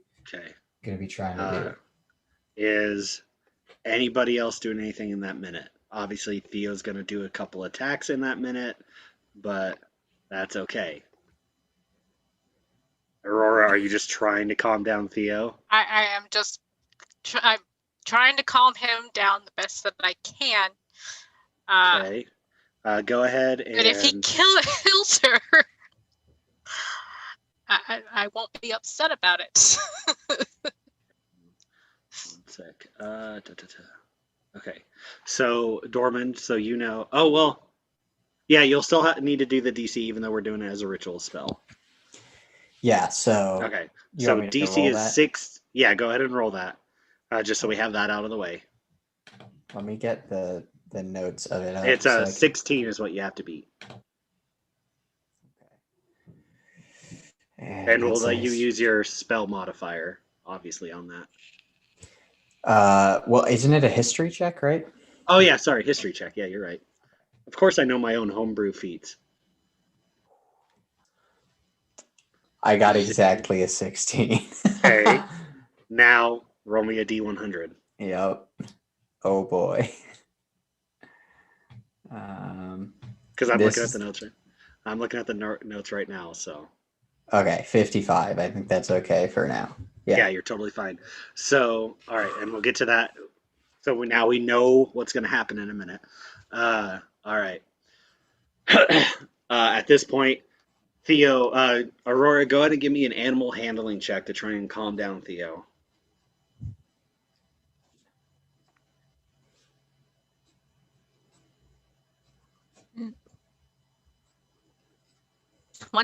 Dirty 20. Right as this creature is about, right as Theo is about to take a swing at the Somri in front of him that has 3 claw marks against her chest, you raise up your hand, you grab him, and you just you stop that attack. You stop that instance of attacking. Somri, are you saying anything to try and figure out what's going on? At this point, Lockjaw and Captain Thaddeus have kind of joined the group, kind of watching everything going down. Kind of muttering to each other under their breath.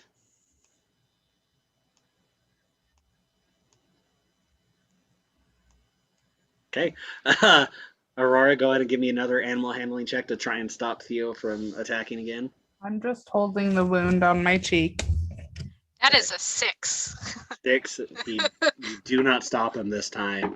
And that is that one misses. And that one hits as another claw crosses another pattern. And you see it crisscross a little bit. And at that point, we'll say it's been about a minute just because it's not really combat. Dorman, you've kind of closed your eyes, letting this twilight envelop your eyelids. And you can still somehow, even though your eyes are closed, see everyone in front of you, almost like they're constellations. As you watch as other constellations begin to form and shape, and you see a constellation that is one shape, and then it switches to another. And you get a hint that they are able to even change their blood color, but it either A, takes incredible amounts of concentration, B, incredibly highly skilled. Yeah, just those two things.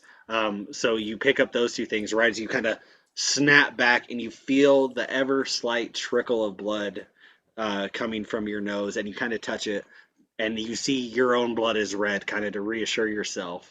And at this moment, go ahead and give me a perception check, Dorman.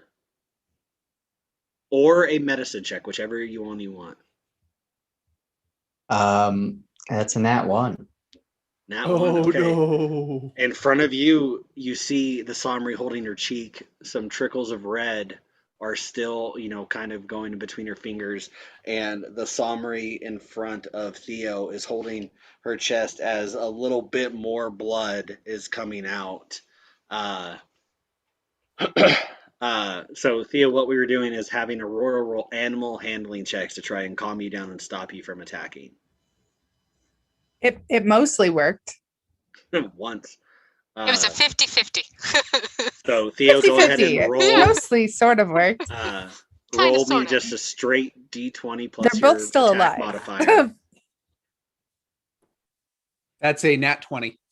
Okay, so you kind of shrug off Aurora's attempt once again to stop you, and you rip into the side of the Somri in front of you.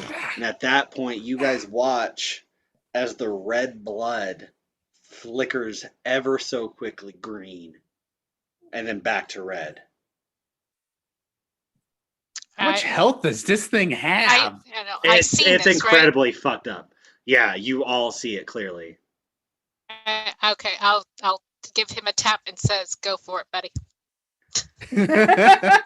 Obviously. So we'll use that same roll. So go ahead and roll me critical damage. All right, so that is going to be 9 plus 8, 17 points of you guys watch as Theo just goes ham, like fucking ham all over this thing. Just rips just slashing, tearing, screaming. I'm just ripping this thing. I do not stop until it's in tatters. Exactly. I'm gonna start crying. I'm just watching it like just a little bit. Okay. Like, I dropped to my knees in the sand and just been like, the bloodshed. Give me a wisdom saving throw, Aurora. With disadvantage. Okay. Double nat 20s, what? That was a 7. As you see Dorman or Theo rip into this creature, killing it, plus the feeling of the creature you yourself have killed, you just start to smile from ear to ear and begin laughing maniacally. Just looking at it. But while all this is going on, the captain kind of starts to approach you, Dorman, with his hands up, and you see he has a dagger, and he, actually no, he's like, on whenever you want, don't tell me, cut my arm is what he says to you as he approaches. Like it's his way of showing like I understand what's going on. This is my way to prove it. Just don't even tell me. Just surprise the fuck out of me. And he hands you his dagger. I will kind of like use thaumaturgy and get myself up out of the sand. And I will like look up at this guy. Is he human? Is that no? Captain Thaddeus is also a Lakoth. He's a big, muscular lionfish flavored Lakoth. Oh, okay, cool. Black and orange. He's lionfish flavored. Yeah. Lionfish Do we lick flavored. him? No, you cannot lick him. Good God, guys! He said he's flavored. What does it mean? Is it lion? Themed. He's themed like a lionfish. Okay. God, I love you guys. Anyway, Dorman. I'm so licking him later. I'm licking him. He tastes like lime. He's big and muscular. He tastes exactly like a lime skittle. Oh, what's that? A giant fucking Trask appears out of nowhere. I am never gonna. I'll lick the Trask too.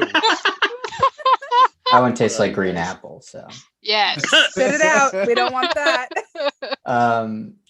I will stand up, and I will. I'm gonna refuse his dagger, and I'm going to take mine out, and use that and cut him across one of his hands. Okay. Do you just basically do it as quick as you can, basically? Yeah. Okay. He as you're handing him back the dagger, and he goes to grab it, you quickly and swiftly slash his other hand. He's like, "Oh shit!" Kind of curses under his breath, and you see red blood come out the palm of his hand, and you watch it for a good solid minute, and it does not change. Okay. Are my bear claws still like covered in this thing's like blood and guts? Oh, it looks like goop? It looks like hybrid Theo Werebear is going to a rave and just gonna start doing some hand shit. Okay, I want to bring them up to my bear nose and take a deep sniff, with the purpose that I want to learn what these things smell like, even when they're trying to disguise themselves. Okay, roll me.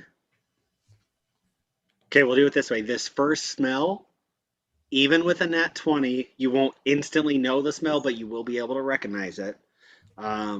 So it will take smelling it a few more times to have it locked in no matter what. Does that make sense? I mean, how many dead bodies are on this beach right now? Fair point. Yeah, we'll put it this way.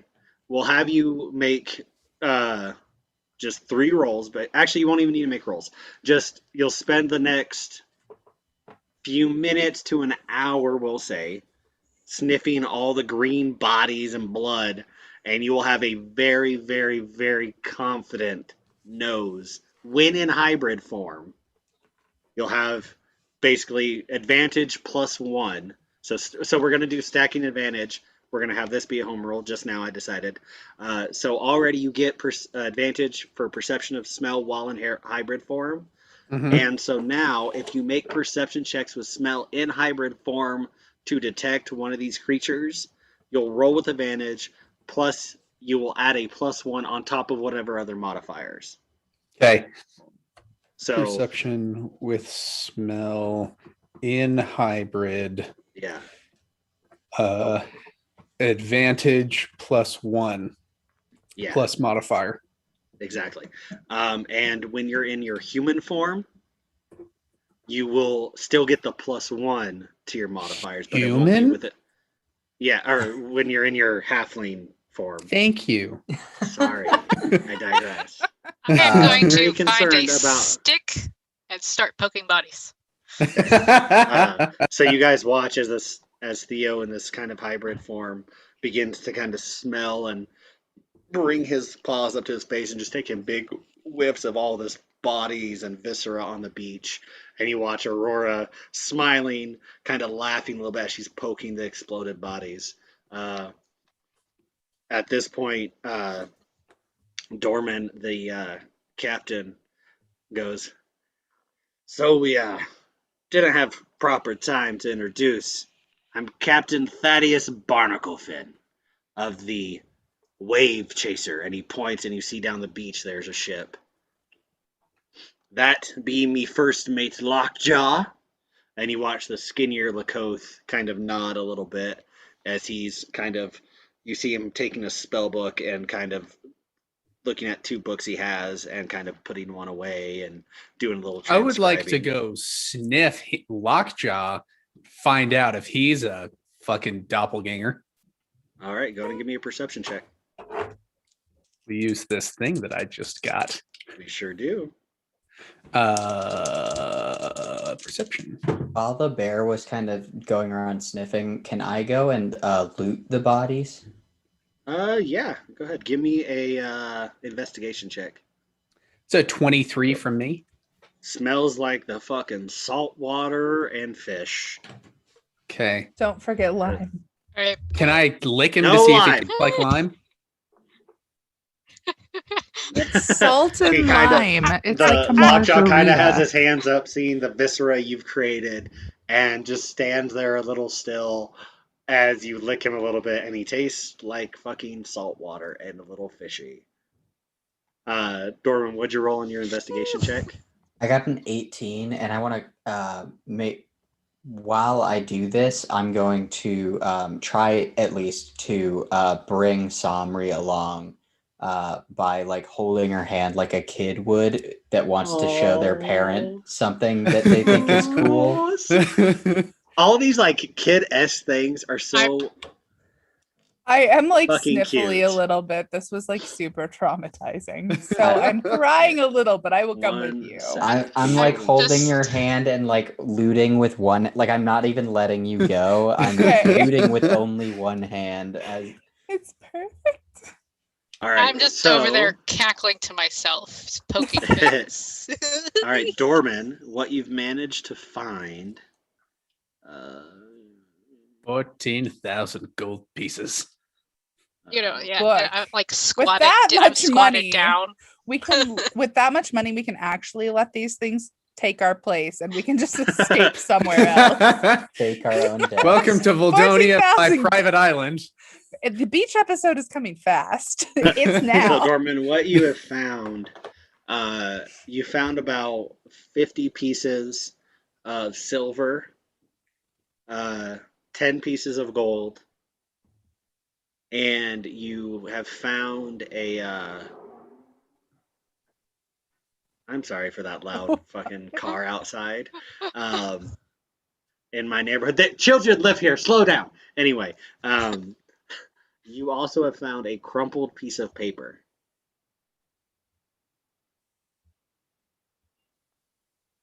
Heck yes. You gotta And that a shit. few, you found about like 4 or 5 daggers. Nothing too special. Oh, that is special. Any torches? No, 1 you found pound, splinters preferably. of torches. Yeah, that's the thing about catapult. Does the damage to the object as well. Don't throw anything you like. Are the daggers of any particular, like, are they of a different make? Do they seem to be like otherworldly at all or anything? Give me another investigation check. Okay. What's everyone else doing? Just kind of still smelling and Holding I am- Dorman's hand. Poking bodies. I No. you know, like the little girl that finds like the jellyfish on the beach. I'm squatted down. My dress is like neatly tucked underneath me, and I'm poking it, smiling happily, just laughing to myself. Theo, I don't- while this is going on, go ahead and give me a wisdom saving throw. Wisdom save.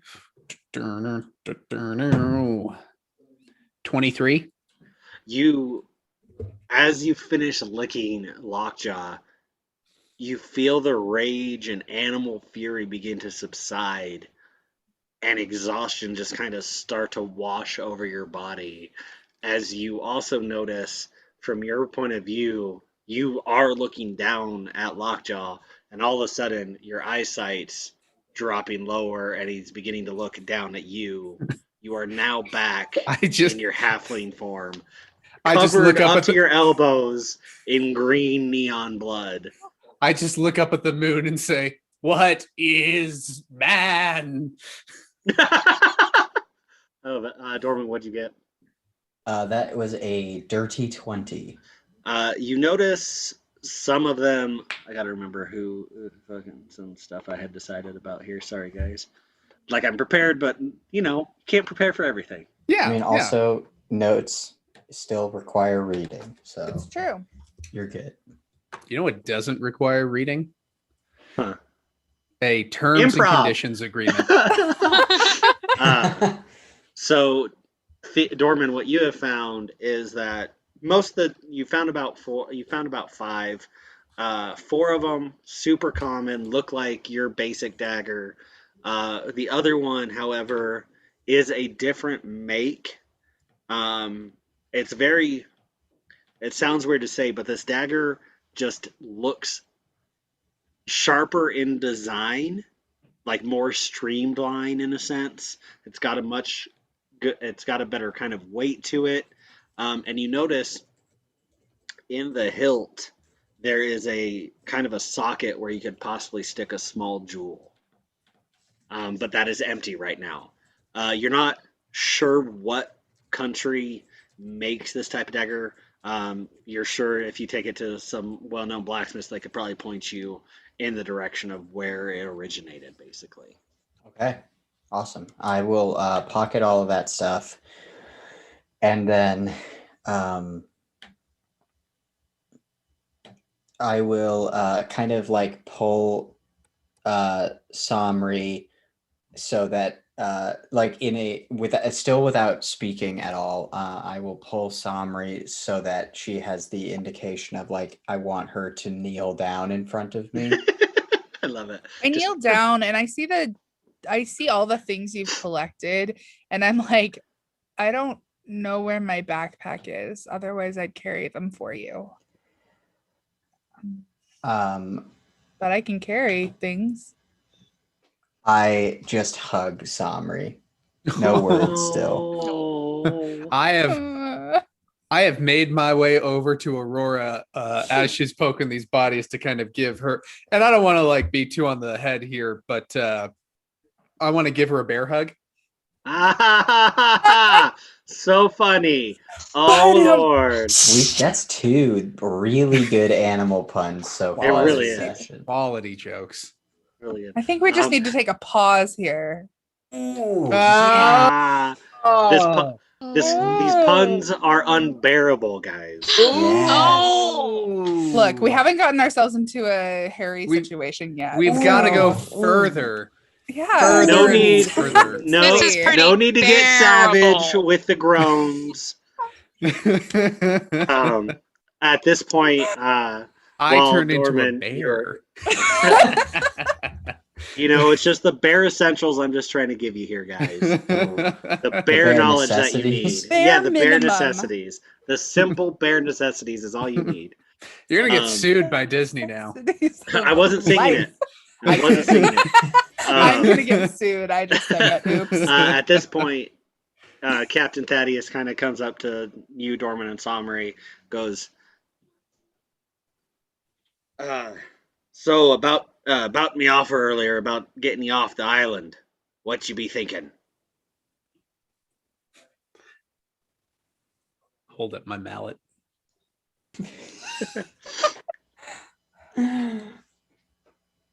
I'm assuming you got me letter I sent to the inn. I've been going through some things, so I don't know if I read that letter. I was talking to the little one there, Lassie. No offense, but the letter put was... a hand on his shoulder, and I'm like...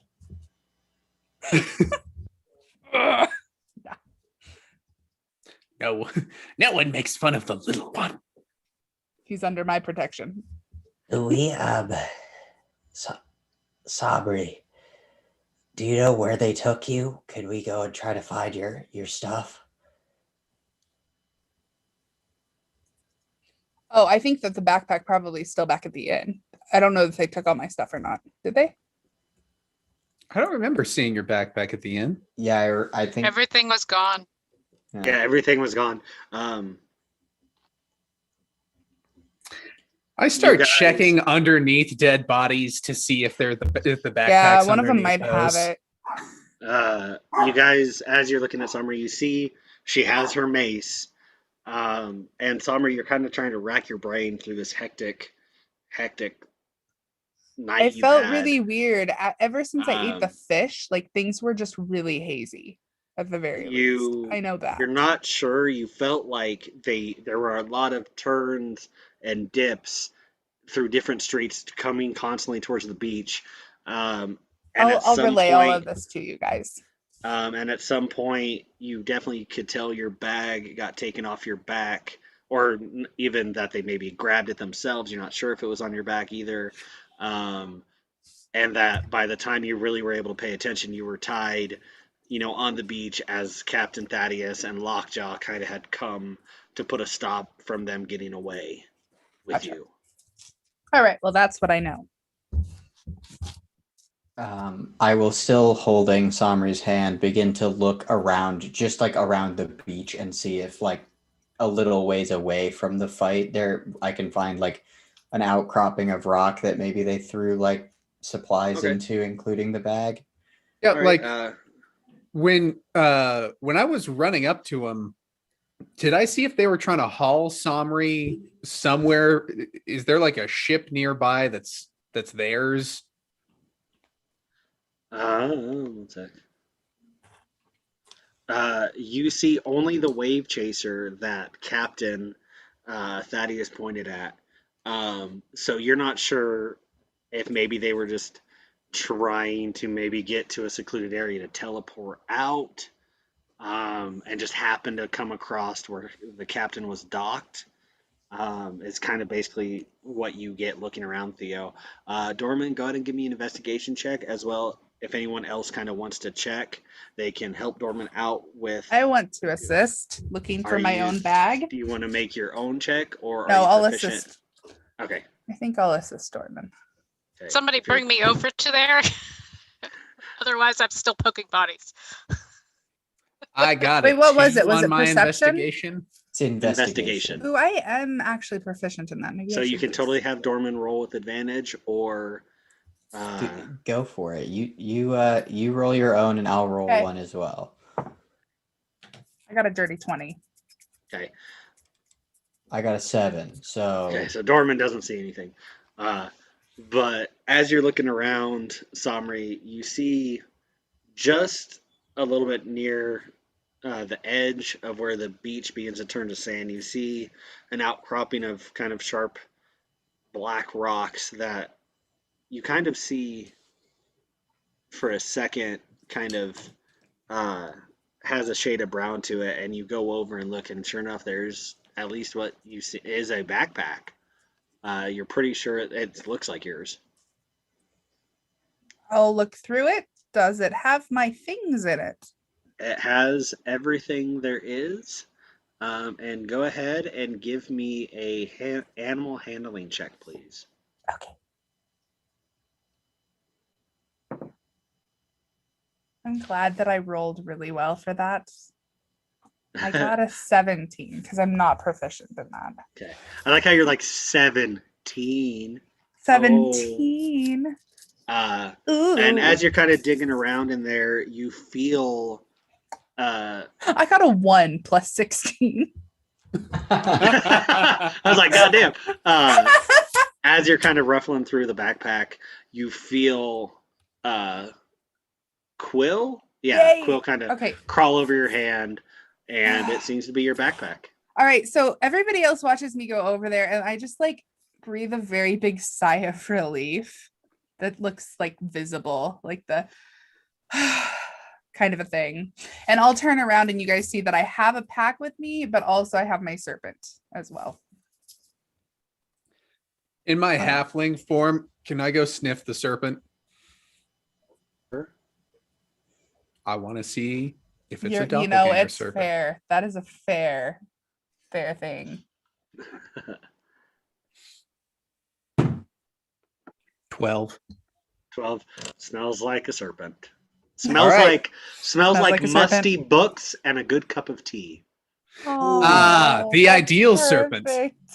A book serpent. And as Theo takes a huge, big breath in from it, that is where we'll take our break for tonight. We will be back in. I'm going to stay on the whole time to just kind of chat with those viewing. If anyone else wants to, we're totally able to. We have like one question to answer during the break. If not, we will begin back again in like 15 minutes. So I'm going to take a quick bathroom break, though. I am going to do that. Un momento. Por favor. I missed all of you. Adiós, mis amigos. Que le vaya bien. Que Dios te cuidan. Yes. So, real fact, on the Practical Heroes Twitter today, some guy typed something out in Russian and put hashtag D&D. And I was like, checks languages on character sheet. Oh, I don't know. I don't speak Russian. And like he commented a couple more times and was like, just learn Russian. It's not hard. If you learned Elvish, you can learn Russian. Oh my gosh. And I was like, well, I know what I'm going to do in my downtime. And then what was cool was like, I know you can learn Russian by playing D&D with me. We'll have a bilingual party. I'm like, fuck yeah, I am so goddamn down. That'd be so cool. I love that. That actually reminds me, when we were going to Vegas a few weeks ago, we put on a like podcast that was like, learn Russian. They weren't real Russian words. It was just like businessman in a Russian accent. Businessman. I love it. And I was I guess this works. All right. I will be back in 5 minutes after my bathroom break, guys. Sounds like a plan. I'll be holding down the fort. Yeah. All right. Oh, I'm not going anywhere. I was just saying I'm totally going to put on the... Jared, if you want to take a quick bathroom break, I'm going to put on the little GIF logo real quick and all that stuff. So feel free to get some water, whatever you guys need to, and then we'll be back. Sounds like a plan. That's how I feel about that. Throwing things at my camera. Wow. Wow. I don't know how this I don't know if we're still... I don't know how this works. I think we're still live. It says we are. We are still live, guys. So mute. You're not here. You go away. No. Mute. Thank you, Ian. Just kidding. It was a joke. It wasn't real. It was fake. Ian can't wait. Oh, Ian can see us. Ian can still see us. It's great. I'm glad you're back. Welcome back. Thank you. It's good to be back. Oh, gotta love it. Yeah, I know. And yeah. Which vaccine did you get? Pfizer is the one I got. Oh, okay. So I will say, I know that's not how vaccines work, but my friends who've gotten Pfizer have not gotten hit as hard as my friends who've gotten Moderna and me.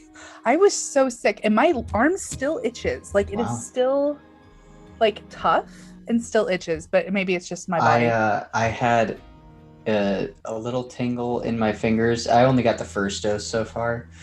And then I passed out and lost 5 hours of memory. I don't know what happened. So I think I was asleep. Like, sleeping? That's hopeful. But I truly just remember looking at a clock, and I got back. My friend was like, yeah, we dropped you off at like, I think it was like a little after. It was like either right before or after noon. And I looked at a clock at like 4:30 and was like, oh, whoops. So yeah, very fun. Yeah, I know. I passed out. Not my first one. My first one gave me a headache. And I was like I felt like weirdly not sober. Interesting. I just felt really loopy and my brain felt fuzzy, right? It's like brain fog, and I had a really bad headache the next day. But the second one, when it hit, I was like, wow, all I want to do is sleep forever and ever and ever. And it was body fatigue and fever and chills. It just was the whole gambit. But I'd way rather have that than have corona and get the additional respiratory and organ problems that come with that. Yeah, I was going to say the potentially permanent organ issues. Yeah. And I have a lot of issues with my lungs anyways. I've had pneumonia a lot, growing up. And I had whooping cough, so I've had a lot of respiratory issues.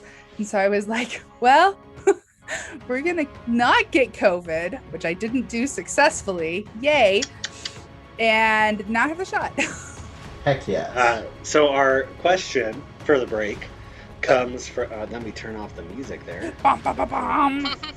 Stop it. Our question comes from Ian the Magic Bean on Twitch. And they ask, what has been your favorite roleplay moment in the Practical Heroes campaigns so far and why? We will go with Jared, you first. What is your favorite? You can, if you have one for this one and for Immortals, we'll break it up. If you only have one, because this, Immortals has been going a little bit longer, I understand. My feelings won't be hurt. The drama.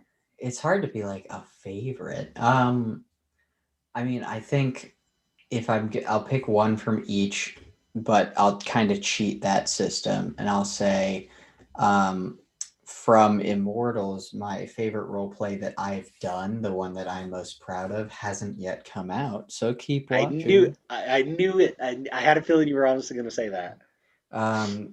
I felt very happy with how I performed in one of the episodes that will be coming out soon. I think within the next couple of weeks. Yeah, because we just released episode 33, I think. Which is. I can look real quick. Hold on. I got Spotify. But then for this campaign, it's hard because there's in psychology, there's a concept of primacy, and then basically you remember things that happened first and then most recently the best. And so, I have a lot of memories of the first episode and those sort of role-playing moments. And then as well, just the subtleties of what we were doing this session. Very fun. So yeah, I don't know if I'll pick a specific one, but I'm vibing with the campaign. So yeah, we just released episode 33 titled Turnip. This is for Immortals. So the scenes and stuff Jared is referring to will probably take place within the next couple weeks. Yeah, we just got to the Dwarven City, and a lot of fun stuff honestly happens. It's starting to really get good. Definitely worth checking out. I think it's going to be 2 weeks is my guess. I think there's 1 week where it's going to be I think it's going to be 2 weeks until it comes, if not 3. But either way, I think that's the one I'm proud of, which is kind of a different question, but I'm just going to... I think it totally works to answer. Angela, do you have a favorite moment so far? And you've been listening to Immortals basically since episode 1. Do you have a favorite since episode roleplay moment as a player in this campaign so far? And then what's been your favorite moment you've listened to in Immortals? That's tough, because as much as I was a bit freaked out when I had my dream sequence, I think that's my favorite, honestly. So far, other than me being a little crazy with bodies, that I kind of like too. So it's okay. You can possibly be healed. It's okay. Yes. Favorite for Immortals? I'm just going to have to say the entire episode of Holes. Fair. It's all about the mini windows. Yeah. All right, Somri, what about you? I know you don't listen to Immortals, and it's fine. I don't. It's fine. It's okay. I have a really hard time with podcasts. I'm I will behind say. too. It's totally fine. I also have a really hard time focusing on podcasts because I'm usually distracted a little bit. That's okay. So what is your favorite moment in this one? I really loved the moment we were at the mirrors and making that choice to like really commit to a character and like really committing to like carving something into me. I think that was really fun and one of my favorite moments that I got to do. I think all the character interplay though between everyone and really learning everybody's characters and learning how to interact with the characters has also been really exciting though. And that's more of a broad thing that I really appreciate. So heck yeah. What were you gonna say, Angela? So the eulogies, was it episode 4? Yeah, it was like episode 4 or 5. That almost made me like I was bawling at one point. That was good role playing. Well, thank you. Seeing as I had one of the eulogies in there, I thought, like, real fact, I thought my eulogies sucked compared to Sess personally, just my own critique. Like looking back, and listening to it, I started tearing up in yours.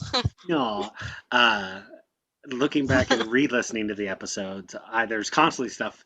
And I think Jared can attest to this because for those of you watching and even for Lynn, the way we do Immortals is we play a normal about 3-hour session, and then Mitch, our super talented, great DM, does all the sound editing, all the sound effects to break that 3-hour session into 3 different episodes.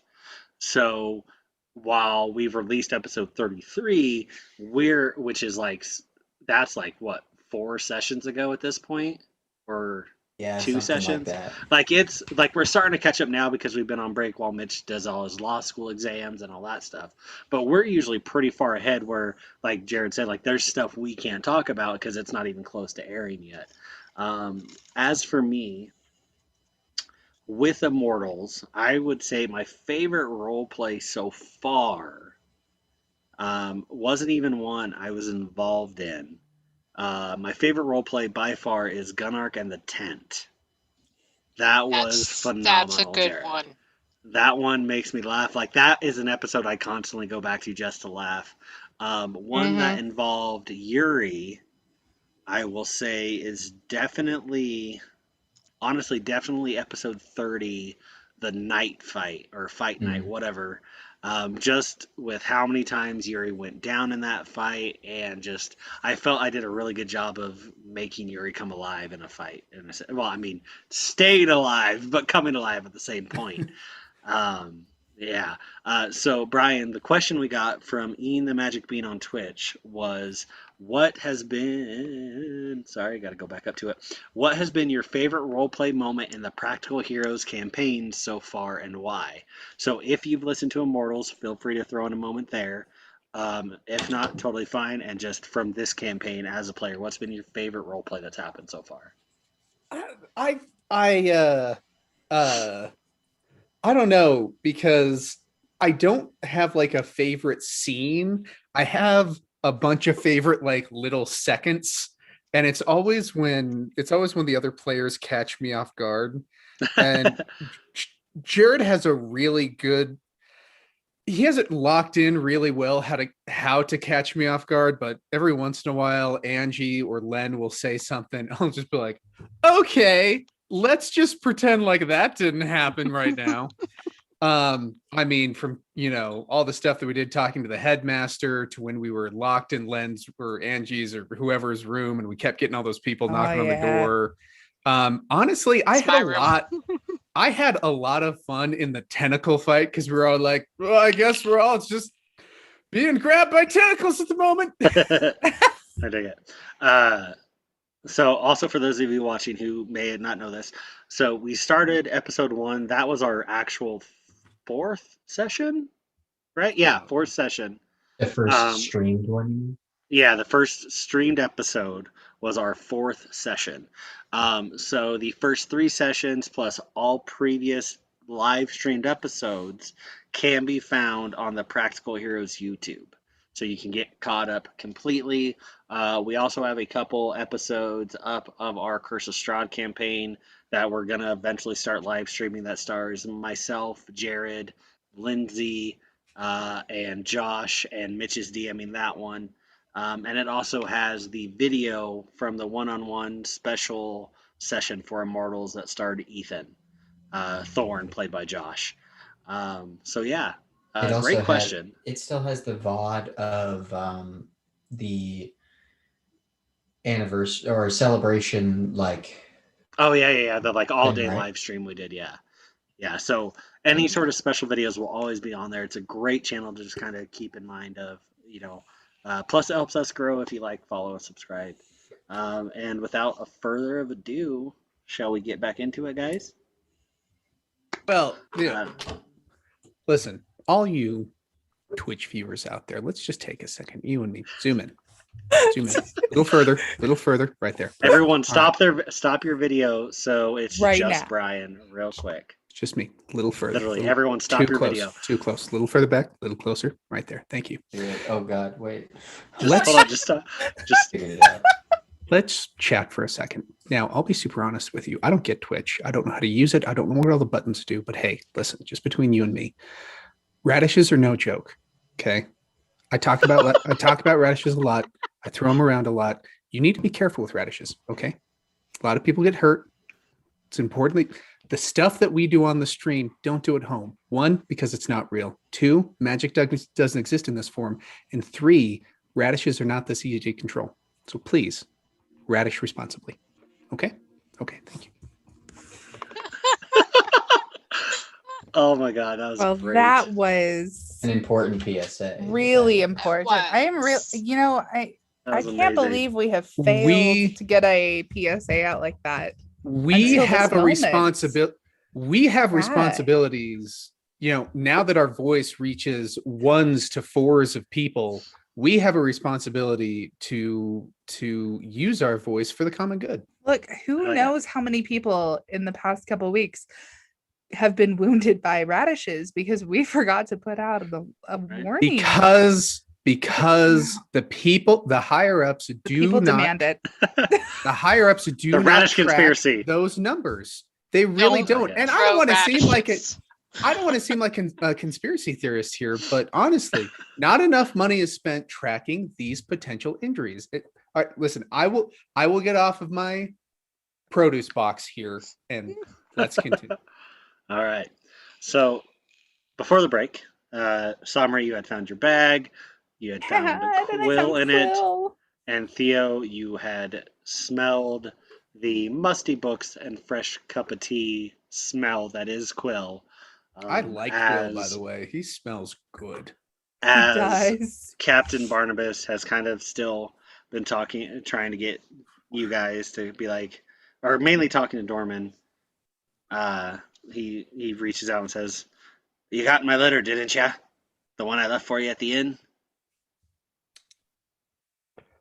I'm mostly ignoring the captain, and like very clearly just kind of dismissing whenever he approaches at the moment. Okay.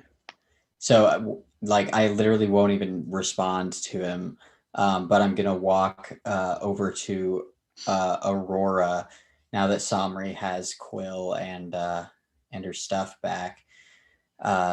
And I will is Aurora still poking stuff? Yeah. Poking and laughing. Somri, Aurora, give me a real quick another wisdom saving throw, please.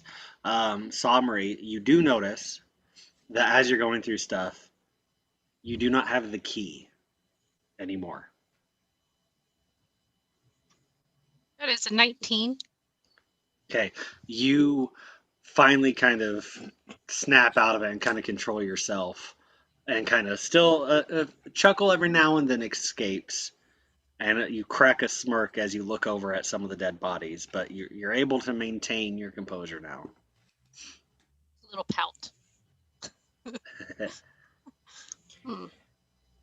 I have not let go of my hug from you. By the way, still hugging. And I will walk over and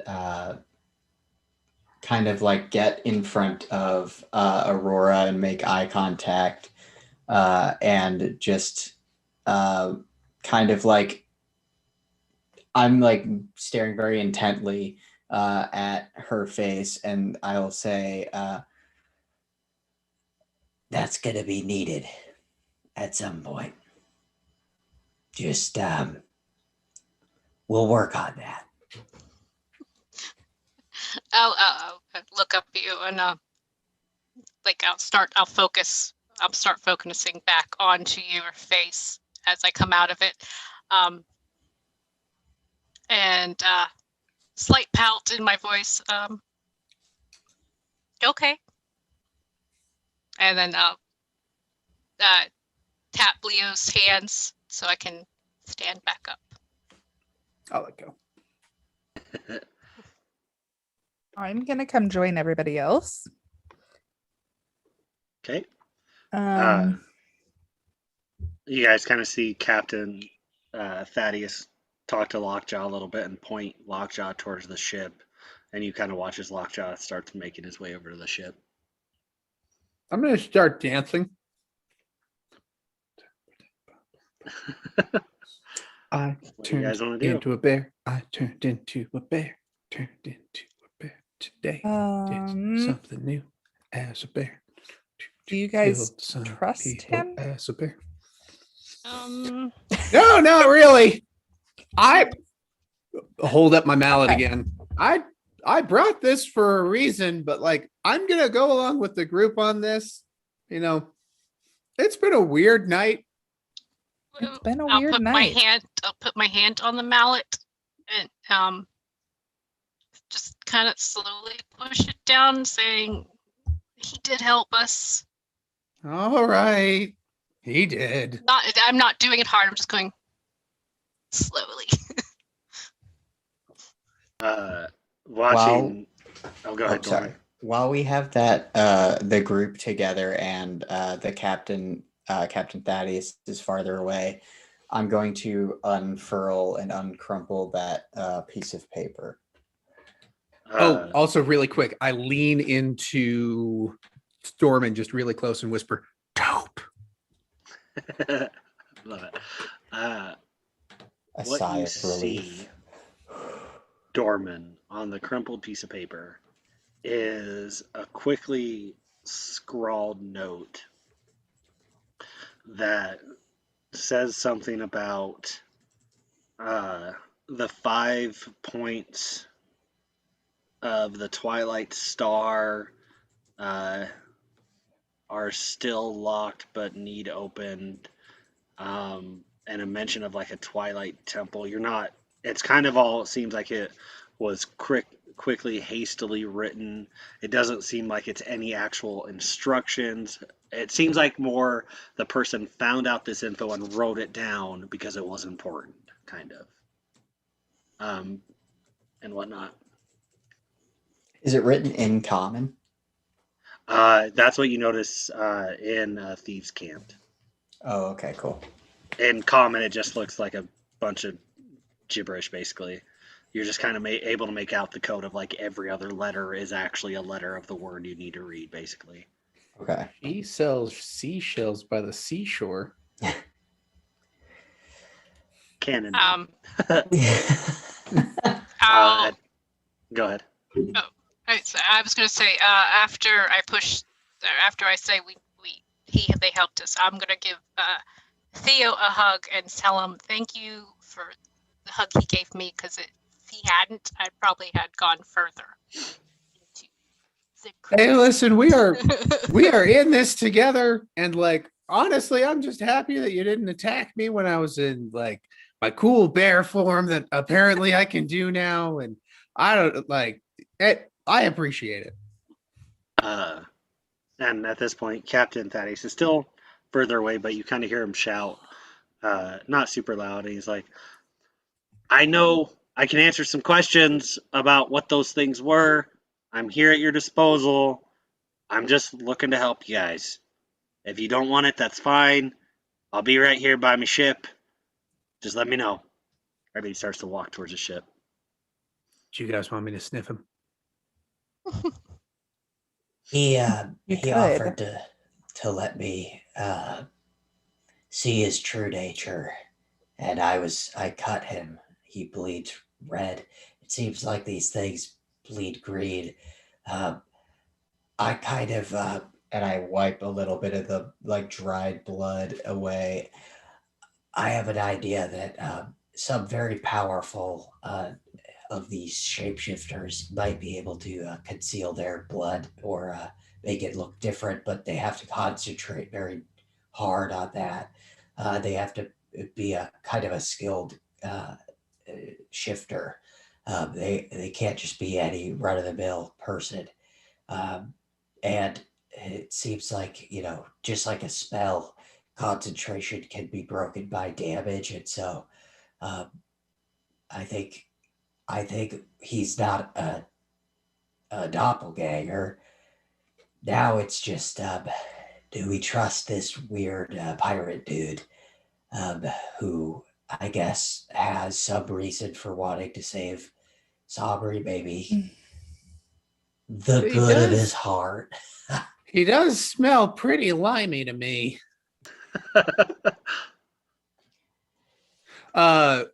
I noticed kind of the blood coming out of your nose, and I just ask, "Hey, you doing okay there, bud?" Yeah, I think we're gonna have to have a talk because I have a thing I can do, and I don't think it's necessarily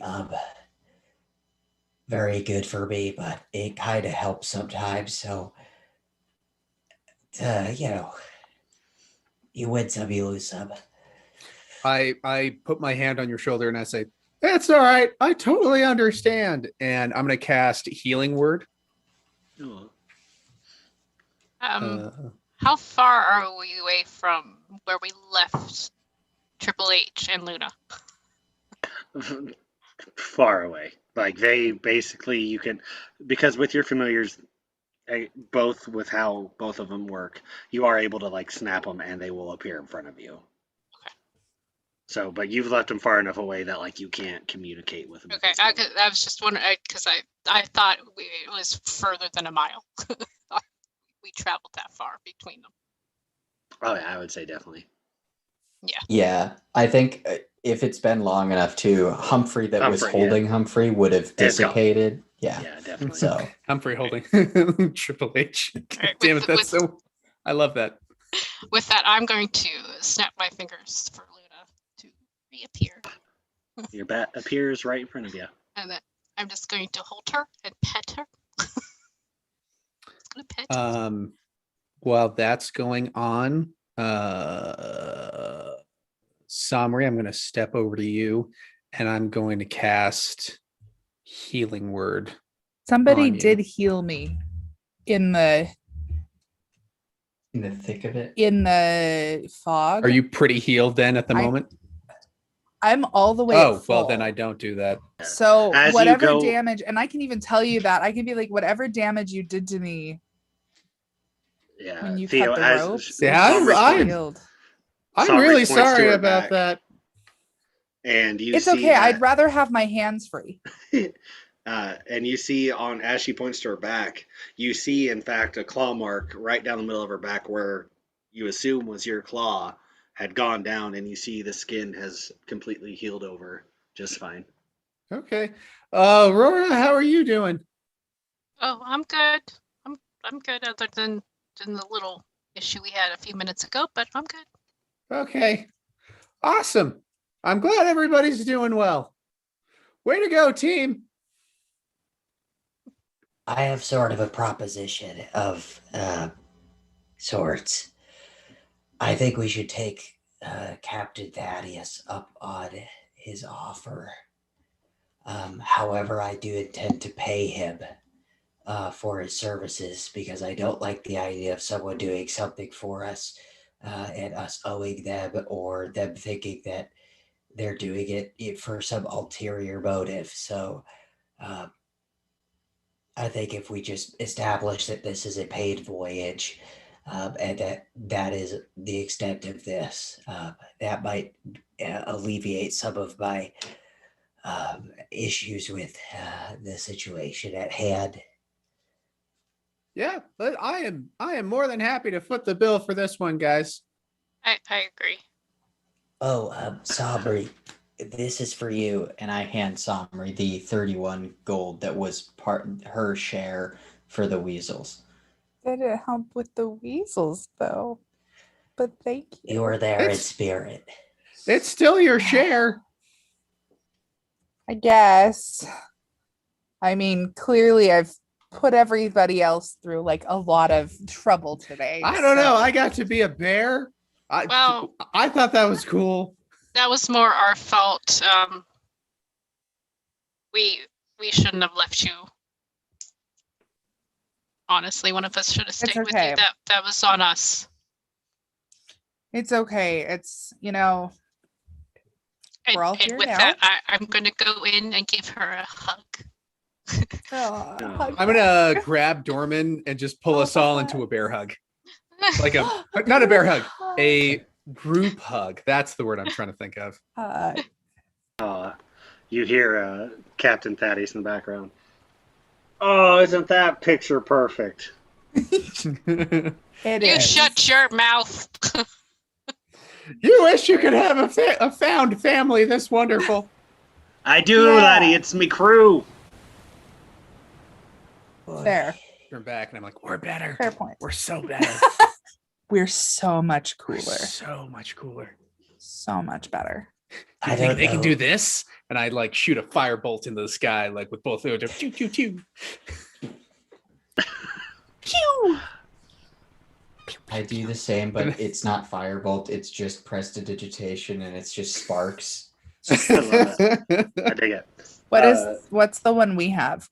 Sacred Flame. Pew pew pew pew. Oh yeah, no. What am I doing? I don't have firebolt. I have Sacred Flame. No, I shoot light, different colored light into the sky. I have light. You guys see Captain Thaddeus starting to get onto his ship. All right, are we doing this? Does everybody want to do the talking? I'll pay the cost if I found some gold off the bodies. Yeah, I got it. Okay. I'll take the cost of it. Dorman. Yeah, I'm gonna be at the moment scared kid at a bank behind Somri and Aurora, just peeking out. I want to buy him. Can I have $2? Yeah, I head over to Captain Thaddeus and I go, all right, we would like passage to you know what? It's going to take us a little bit before we're any meaningful way underway, but we'd love to just get off of this island. How much would passage be for a halfling, a half-orc, someone else? I never learned how to pronounce her race. I really should apologize for that. A gnome. Just human. Human, I apologize. A little snake. A toad that sometimes appears, an invisible person, occasionally a bear that would kind of replace my bed. Four of you. How this... Just say 4. There's 4 of you, laddie. Well, I'm trying to be respectful of like the space in your ship. I know it's limited, but 4 bigger passengers and the various. Well, it depends. Do ye all have your sea legs about ye? Probably not. We're not super great when it comes to water and things found in the water. Are you willing to help sail me ship? Yeah. Sure. I keep it pretty full, crewed, but always extra hands make less work. How do you have a crewed ship? Is it just bad language? He just kind of shakes his head. For the 4 of you, if you'd be willing to work and willing to help out, 4 of you. I'm only going one destination, by the way. This isn't you get a pick, just so you know. Oh, that's fine. I'm making sail for my home of the, oh gosh. Sorry, notes. Notes. The free wrong states thing. of the Uniteds. No, they're not going to your home country, Brian. My home country is a state of mind. Oh, snap. Notes. Okay. Stop it. Molly, get down. Sorry, cats. Hey, what if Molly wants to DM? You know, let's be inclusive in this group. Captain Thaddeus says, you don't get to pick where you're going. I'm making sail for the Delamain dynasty where I call home.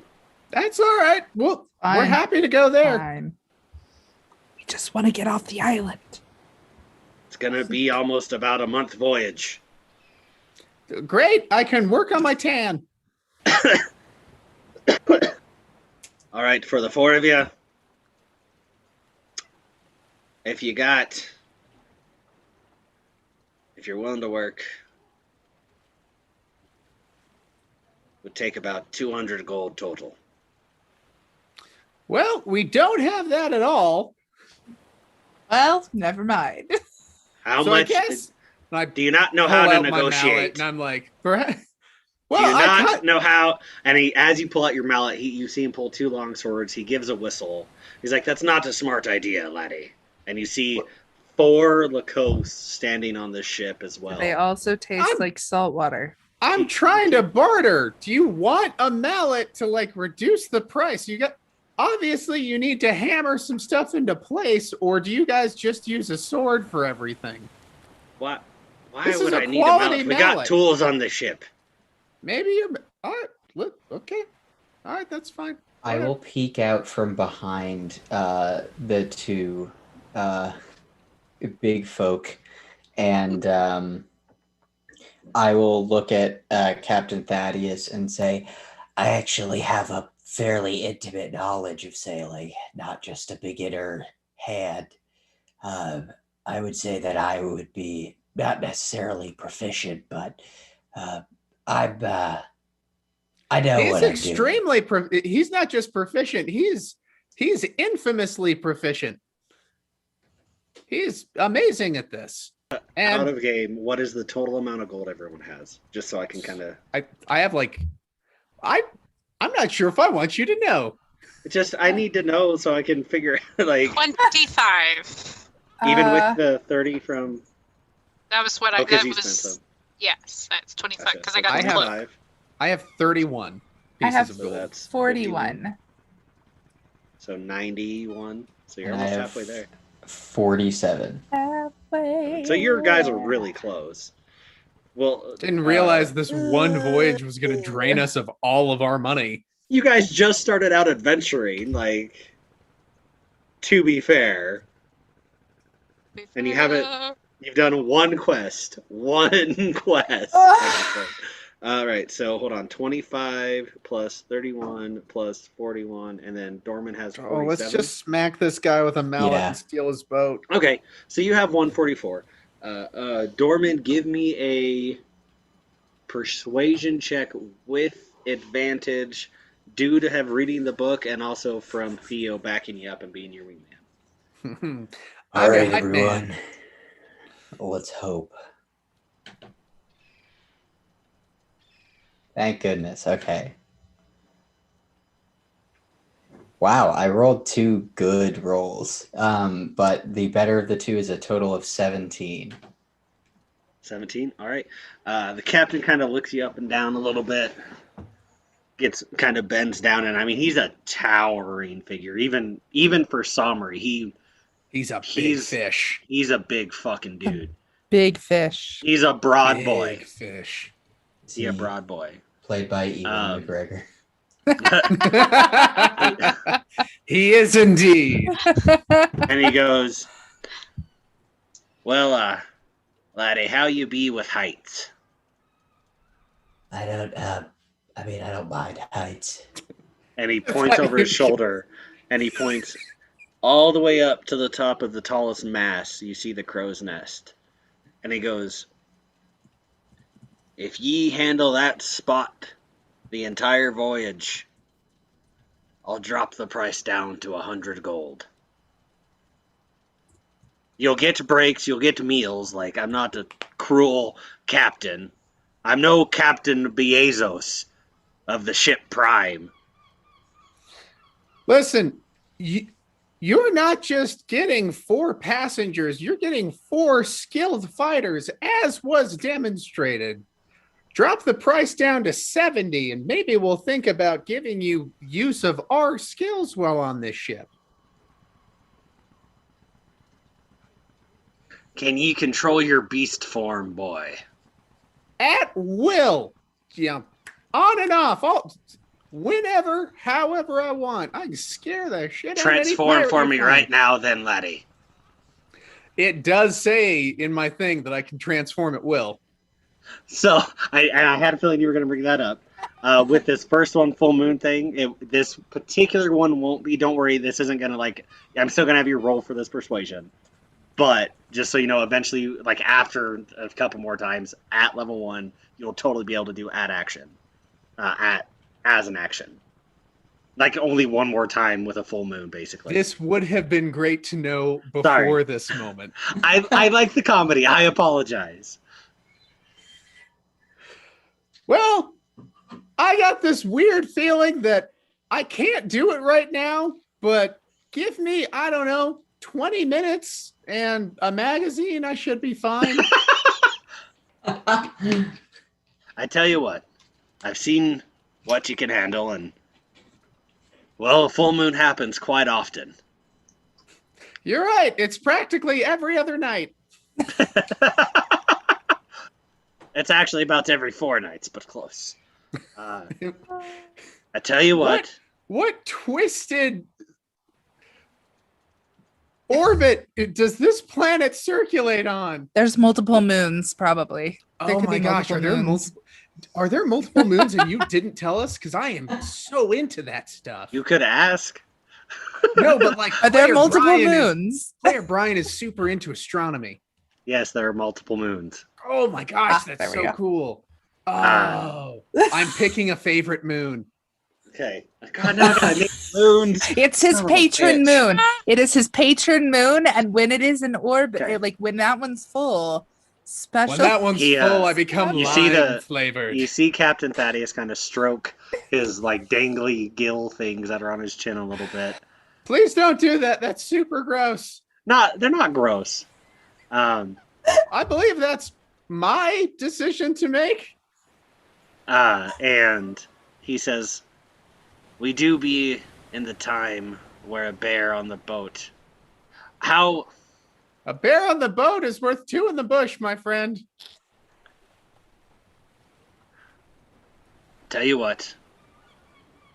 Granted, I'm getting 4, well, really 2.5. 2.5 skilled fighters. I mean, I've seen what you can do, but you got to think. I have a great crew. Sitcom. I have a crew full of experienced fighters. Yeah, tell you what, I'll drop it to 90. They never seen anything like it. 75. That's my fun. You don't even. There are things that we can do. You went off this island. Comprehend. I have the way off that island. Supply and demand, laddie. How about this? Can I speak to you over here for a second? Absolutely. Lockjaw! Don't let him on the ship. Aye, Captain, you hear Lockjaw call. Lockjaw, get down here and let's bargain. Lockjaw does not move. Captain Thaddeus moves with Dorman. Is there anything that you want to know?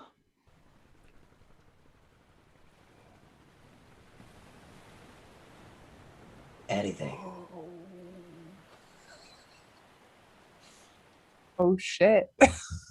You son of a bitch. Fuck, Dorman. Shit. Oh, fuck.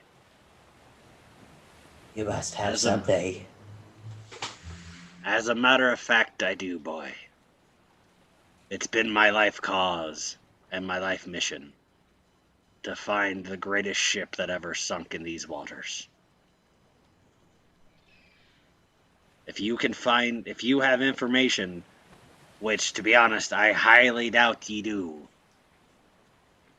but if you can find me the location, or tell me something that leads to me finding the black star that sunk many a years ago, I will let you be on my ship for free. I'm assuming you're going to use them feet. Is why you did this, right? Yeah, okay. I will look at him first and say, I don't want to get on your ship for free, but I would like I mean, it will be your... What I'm telling you, boy, is if what you have proves of use, no debt will ever be incurred. That'll be payment. If it's not, it will be 100 gold. And I'm gonna let you make this saving throw with advantage. Okay. Because of the sheer fucking danger you are putting Dorman in.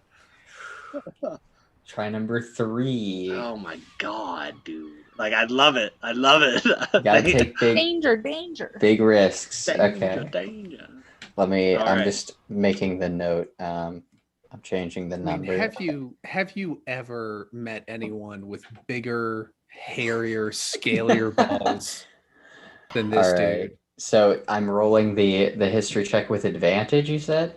Yep. All right. It's DC 17. Okay, well, that's good. Okay. I got an 18, so I passed.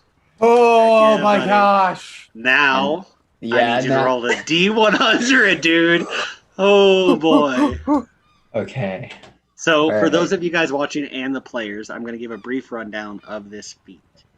It's called the Knowledge of Infinite Madness. For the players, they are kind of well aware of where this came from. And those of you watching, you can go back and watch what happened. Dorman's psyche basically got ripped through all of space and time in a matter of moments, as you saw the entire future, past, and present, every possibility that could possibly happen that fast. So now we've created this custom feat where he's able to make history checks for knowledge that he has no way of ever knowing, and it comes with a cost. For instance, this third check he is about to make, regardless of if he succeeds or fails, he rolls a D100, or a percentile dice essentially, to see if this causes him to gain a short-term madness, a long-term madness, or an indefinite madness. So go ahead and roll that D100, buddy. All right. Oh God, this is. Oh, whew.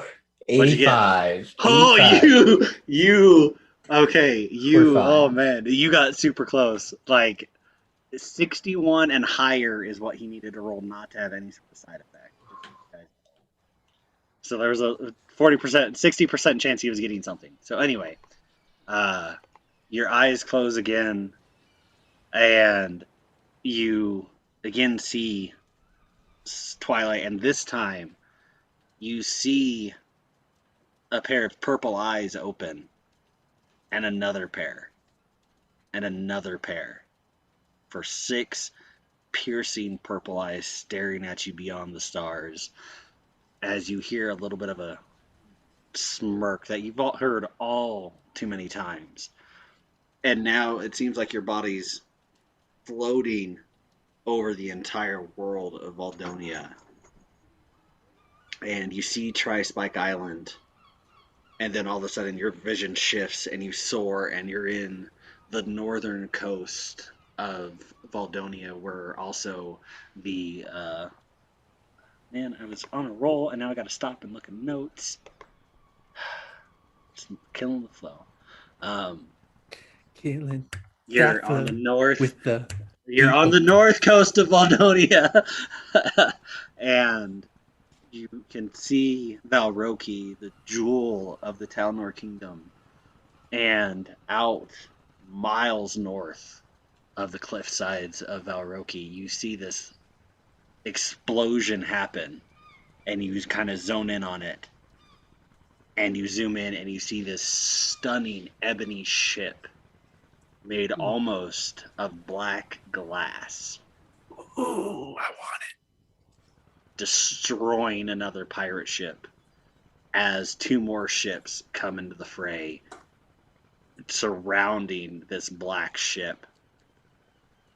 And then it flashes forward a little bit, and you see the last twinkle of the hull begin to sink beneath the waves. And then you snap back to reality. Oh, there goes gravity. That's going to be the joke every time before now. The rest of us could. And this time you feel 2 trickles of blood coming out your nose, and you again touch them. Still totally red blood. And that's what you see. I think I like almost like fall over, and I like put my arm out to like catch myself on. And Captain Thaddeus catches you. You all right, laddie? What's going on with that? You looked a little weird there, bud. I can tell you where your ship is. Really now? Yeah. I would like, as a way of making sure that you don't just leave us if I tell you where this is, I would like us to at least be aboard your boat when I let you know the information. Smart. Sorry, totally out of game. This comment just made me laugh. Eating the magic bead, I just have to share it, was Captain Thaddeus more like Captain Daddius, Captain Dorman like that. Damn! I love it. Anyway, Captain Thaddeus is quiet for a minute. He goes, fair enough. I would be asking the same if I was in your shoes. Lockjaw, let him on the ship. This whole time I've been talking to Lockjaw about timeshares. And Lockjaw has not been listening. That's fine. Lockjaw throws a rope ladder over the side of the ship. He's missing out on some great opportunities here. And I come back to the group, and there's definitely like a lot more blood than there was before. And I'm just kind of like wiping it and trying to like keep it under control. And I'll just say, we're good to go. I walk up and just kind of put my hand in front of your face, and I cast. I'm pretty sure you're at full health anyway, but just to help with this, I cast healing. I don't suppose I can cast mending to like mend the blood vessel so that the nosebleed will stop. You can give me a medicine or arcana check if you want. I'm gonna do medicine. 18. You did medicine. You get a sense that if you concentrate hard enough, it might work. All right. You've heard of unconventional uses of the mending cantrip, so you're like, yeah, fuck it, why not? Yeah, so I'm like, all right, hold as still as possible. I'd hate to mend your brain together. And I cast mending to stop the nosebleed. Okay. It seems to do the job. There's still, like, it's not gushing blood by any means, even when Dorman walked up. But you notice some of the blood kind of actually starts to go back into the nose a little bit. And Dorman, as far as you can tell, your nosebleed has stopped. You can kind of feel it congeal and stuff. Thank you. You're welcome. That was very nice of you. Would you like a hug?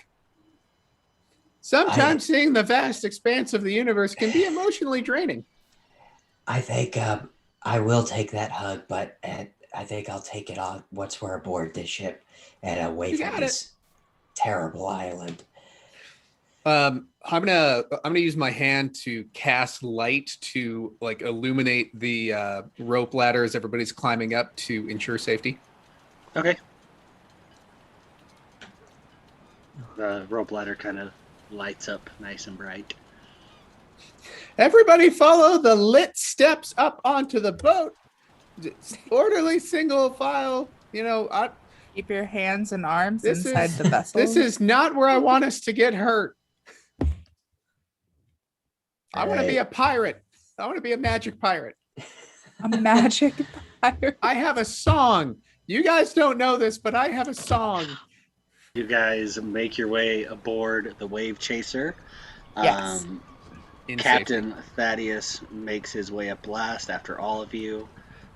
You watch as Lockjaw pulls up the ladder, and he says, "Y'all, Thaddeus says, y'all look beat. That way and down the stairs be the cabin quarters. Find an open bunk, grab some rest. We will be making way shortly. We take off tonight." Where is your cook? Is he awake still, or is he gone to sleep? Well, as a matter of fact, Lockjaw usually does the cooking, but to be frank, he sucks. He's actually not normally the cook. We lost our cook about a few weeks ago. Oh, I'm happy to take over. Much obliged. Lockjaw, show him to the galley. Wonderful. And then to your cabin, obviously. Sounds like a plan. The name's T.O. Turnips, by the way. Pleasure to have you aboard, T.O. The pleasure is all yours, Captain. Now let's get this boat on the water. I shout the orders around here. Let's get this boat in the water, boys! You see, as he says that, the four of the coats you already saw, which also included Lockjaw, begin to move about rather quickly, and out from underneath the ship, about four more pop out, and then you see a few. You see actually a few hobgoblins as well, beginning to just kind of take their places. You watch as a couple bigger, bulkier Lakoth jump off the ship and begin casting move and shape water and control water and spells of that nature to kind of free the ship from the beach a little bit and begin to kind of help it get out into the tide as the tide's moving in. It'll be great to sail with some waterbenders for once. Indeed. Cool. So do we all get to take a long rest here? You sure do. Yes. You guys are able to make your way into the cabin and take a long rest. I would like to find like the hammock that's like the furthest off the ground. Okay. Or like, easy just enough. Whatever, like I'll have Somri like lift me up and put me up there if I can't reach it. Easy enough. You find it pretty easily. Thank you. My arm just disappeared. It's gone. No more arms. Long rest. God, that's so much better. Okay. I will find the closest bunk, probably to Theo. That's empty. Theo is currently asleep. And just plop in. Get some rest. You guys all... Oh, go ahead, Dorman. Yeah, as Aurora and Theo kind of like jump into the hammocks right away, I'll pull Somri aside and show her the sailing book and say, so I've been reading this and trying to get an understanding of sailing and general kind of seafaring knowledge, and I know that you are quite the knowledgeable person. You might be able to use this better than I can, even. So if you want to take the book and try to use that to... I would love to. If you're done with it, I would love to be able to borrow it and see what I can learn from it. Yeah, I read, like 3/4 of it, so I'll you could borrow it and try to, catch up. Perfect. Awesome. It's a good thing that we're in the same party and it's pretty much a no-no, but like a smart, adventurous, muscular half-orc woman. I mean, come on. Do I sense a character romance You aboard don't. the open seas? You don't. The tides of love are strong on the Wave Chaser. I don't know if I'm exactly Theo's type. I don't see any silvery foxing happening. Yeah. Why do you guys assume that it's only older orcs? Because that's all it's ever been so far. Yeah, that's not my fault. You don't have to react to the NPCs I put in the world. I know. You don't have to react to them. We could just walk right by every NPC you put in the world. But I get to react. Boy, is it worth it. You think I had that shirt made for kicks? No. That is Theo's engagement ring right there. Oh my god. As you guys begin to drift off, you feel the ship kind of lurch free. It is still just a little past midnight at this point. As you guys begin to already drift off to sleep and take a long rest, and Theo, whatever you go by now, as you begin to fall asleep, pretty relatively quick, you didn't realize how tired and drained you were from that fight. Oh, believe me, I did. Let's see. This is session. Fuck it. You all get to level up to level 4, by the way. Yes! Duh! I feel you earned it, especially with all the paranoia I put you through. I'm doing that right now. That's fine. Theo, as you drift off to sleep, though, you have flat. Oh, I gotta turn off that ambient music. That's ruining it for me. Sorry. You get these visions of being in your animal form, but it's not the hybrid form you were just in. You are in an actual bear form. As you run through the forest, you're smelling, you're tasting things you would never be able to taste with your halfling senses. And it's free. It's freeing for a moment, as this sense of not loss of control, but this almost like a loss of self, but in a good way, if that kind of makes sense. I'm taking a vacation from the stress. Exactly, and you're getting this sense of strength and this sense of confidence that you've never felt before.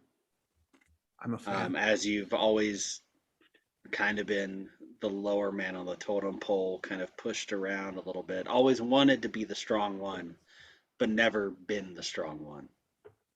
And it gets more, you feel a temptation to lean into that as this dream happens before you awake, fully rested, as you begin to hear the seagulls and the waves crash against the ship as you guys awake to the next day. And the ship is yours. It is fairly early morning, so 8 hours is a long rest. So that would be probably about 8 in the morning, roughly, on the, I believe we'd be on the 6th day of EOS now, I believe.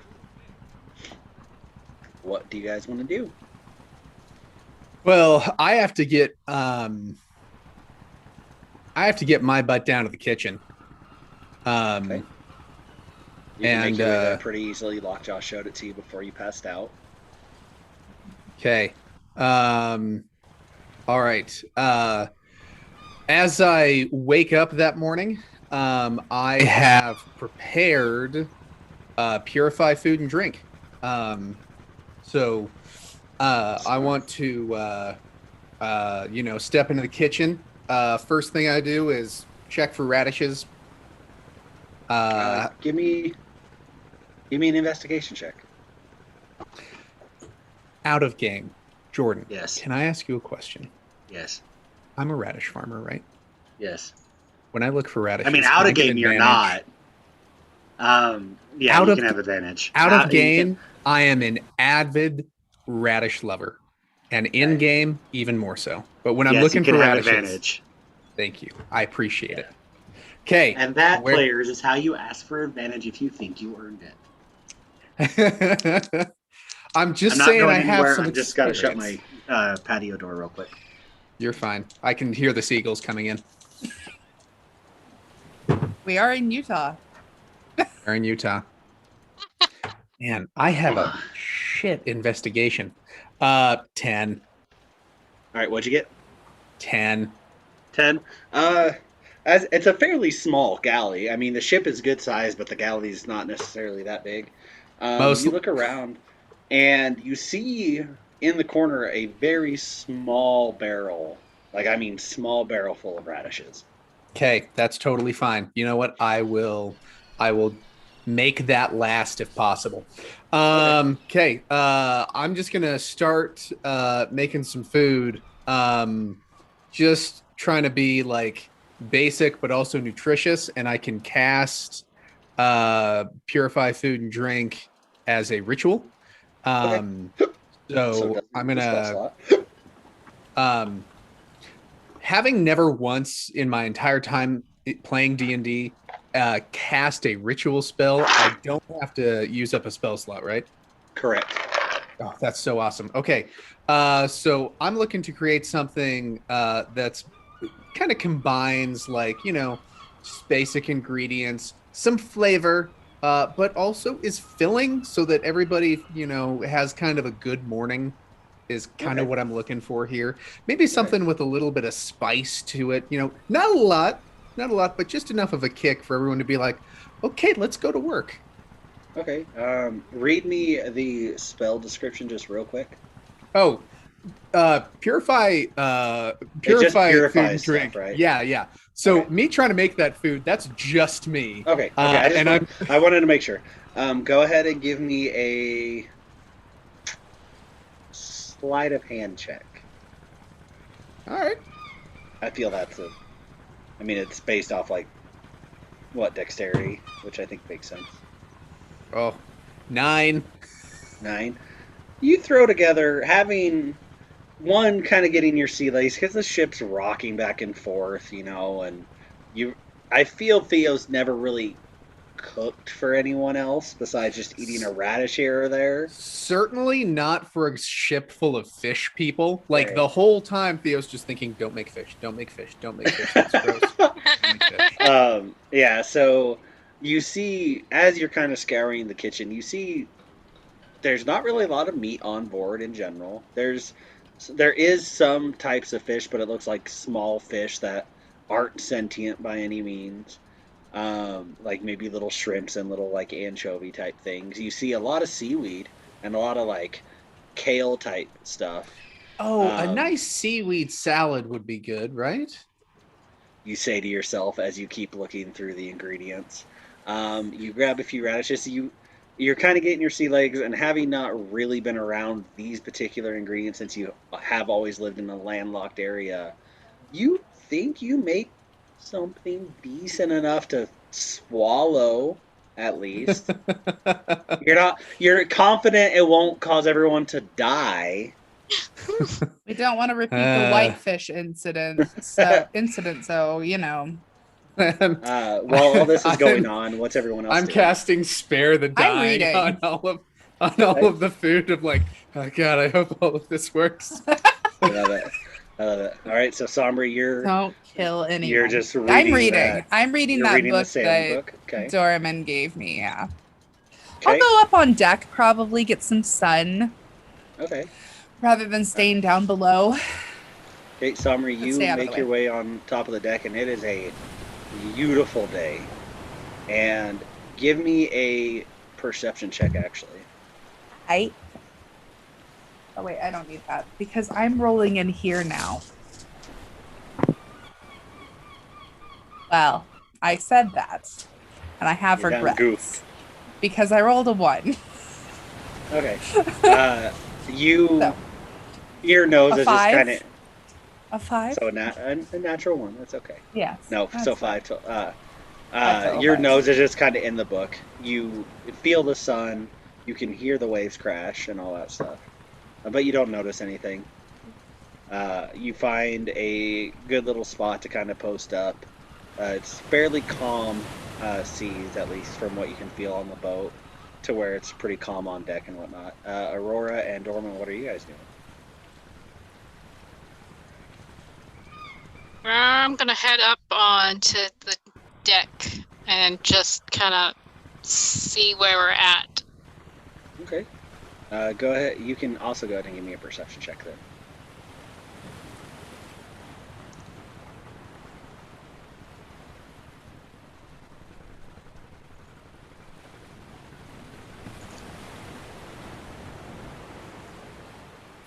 $14. 14. You kind of begin to look around, and you see nothing but blue skies, a few clouds here and there. You see the red sun of Vuuldonia that is all too familiar. Excuse me. And as you begin kind of like walk around the ship and look out to the horizons, you see behind you, over the back of the ship, which I believe is the stern. I don't know. Sounds right. Stern. Bow's the front, I believe. Yeah. Yeah, starboard and port are left and right. Yeah. I love the physical acting of Brian making making lunch, by the way. Breakfast. Breakfast. And you look over the bow, the stern of the ship. Whatever, the back of the ship, the back. And in the distance, you can see very faintly on the horizon a little speck of an island, just getting smaller and smaller. And a sense of, holy shit, in a matter of 8 hours, you guys have covered a lot of ground. I was seeing that. I'm gonna kind of like shake off the bit of tension that I've been holding in my shoulders. Just kind of sigh with a little relief. As you do that, there's always something. As you do that, you hear, "This be your first time on a ship, lassie?" Yes, it is.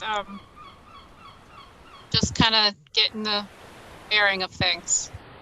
Oh, don't worry. You'll get your sea legs rather quick. It happens. Nothing like the open ocean to make you breathe finely and freely. Yeah, it is beautiful. I really like it out here, honestly. And at this point, you hear a hobgoblin come stand up next to you.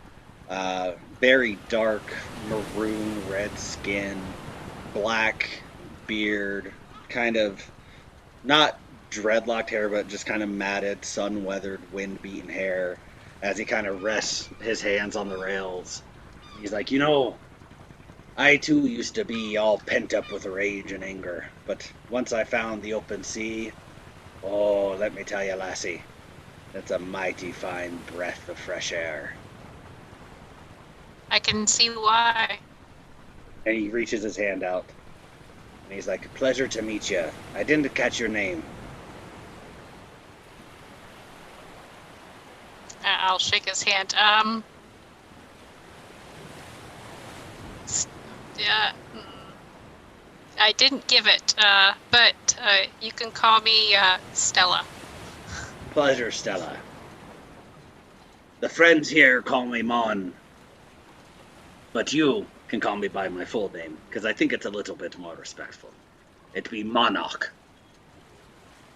Monarch. It's nice to meet you, Monarch. And thank you for, explaining that. No problem. I always can tell a first-time seagoer. And if you need any help around the ship, just ask me. I'm the ship historian, if you will. All right, thank you. All these pirates are going to change voices so often. First it was a hint of Irish, and then it was like, no, ship typical of pirate. the infinite accents. I gotta do, and this is gonna be just a new crew member every time. It is, right? Then well, they're all little do you know, you got on a ship full of doppelgangers. I'm kidding. Destroy them all. I hate that. I Thanks, hate that. I hate it. Right. Cue the Spider-Man meme. Dorman, what about you? Okay, so firstly, I'm going to look in the book of about pirates. Okay. And just kind of like skim that for a general understanding, if I can. Okay. Are you looking for anything in particular, or just doing a super quick speed read scan? Just kind of a quick scan to see if there's any other like sailing tips in there, kind of things that might be helpful, or any way of like identifying where you are in the ocean that is included in there. Okay. Give me. Let's do a just straight intelligence check. Great intelligence. Yeah. It's not a super high DC, because you have literally a book with table of contents and all that stuff. I got an 8, so... Okay. It takes you a minute. You kind of flip through it real quick, and you're like, oh, wait, there's the table of contents. You flip back to the front. You see the table of contents is kind of broken down by pirate names. You see a few that I'm not really willing to improv right now just because I don't have them planned, and that's fine. You see the name Captain Thaddeus Barnacle Finn about 5th way down.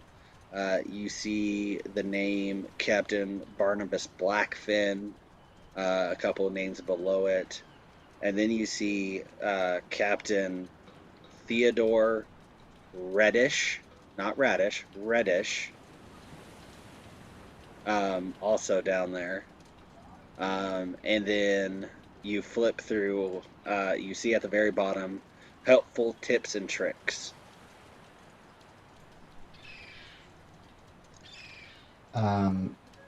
Instead of reading any further, I will put the book away and hide it at like the bottom of my backpack. Okay. And then I will go and kind of try to find Captain Thaddeus in his like either his quarters or wherever he like will have meetings. Okay. You make your way on deck a little bit, and you kind of take in the surroundings of what you can see. You can't really see over the rails because you are a gnome. But after a while, you see towards the back of the ship below the... Is it called a steering wheel? Helm, I think. I don't know. You below the big wheel that turns the ship, you see some doors that a couple crew members. You see Lockjaw come in and out quite a bit. You see a hobgoblin come in and out quite a bit. You kind of assert that that's probably where he's at, and you make your way to the door. Do you go right in, or do you knock? Is it open? Is the door open, or is it closed? As you approach, a hobgoblin exits and closes it behind him. I guess I will knock. Okay. Oh, you kind of hear. Sorry, we got new curtain, like totally out of game. Sorry, we got new curtains in the living room, and my cats keep fucking with them, and it's just annoying as shit. So, as you knock, you hear, come on in, laddie. I have an open door policy aboard the Wave Chaser. So I'll open the door and enter. Little one, how you be this morning? I don't think I ever actually caught your name. I believe, and he looks, is like, is the door closed behind you? I shut the door. Now, between you and me, I do happen to know your name be Dorman. But I won't call you that if you don't want. It seems like you're trying to be pretty low-key. How do you know my name? He reaches into the desk drawer and pulls out a photograph and sets it on his desk. And in the photograph, you see Headmaster Hellstrom and him.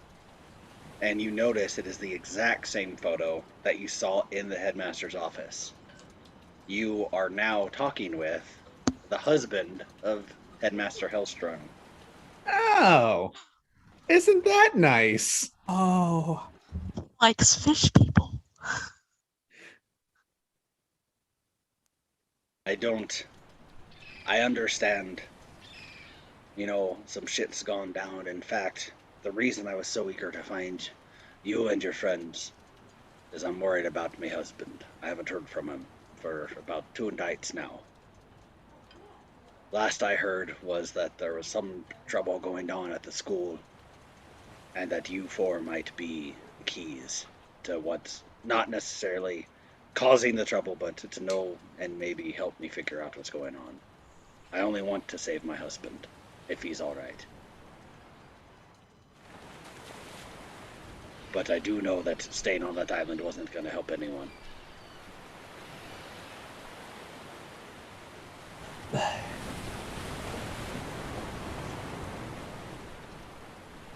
I would prefer if you kept all of our names private. You could call me Ron for now. Pleasure to have you aboard my ship, Ron. And he gestures a seat open to you in front of his desk as he puts the photo away.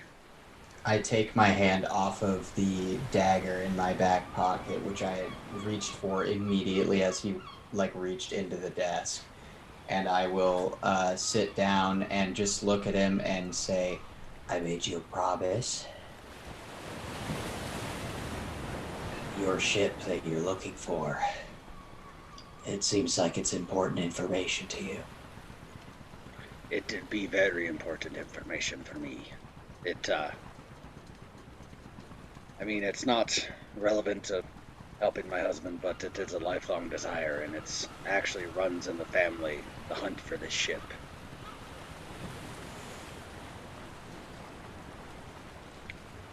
We're going to be out here at sea for a while.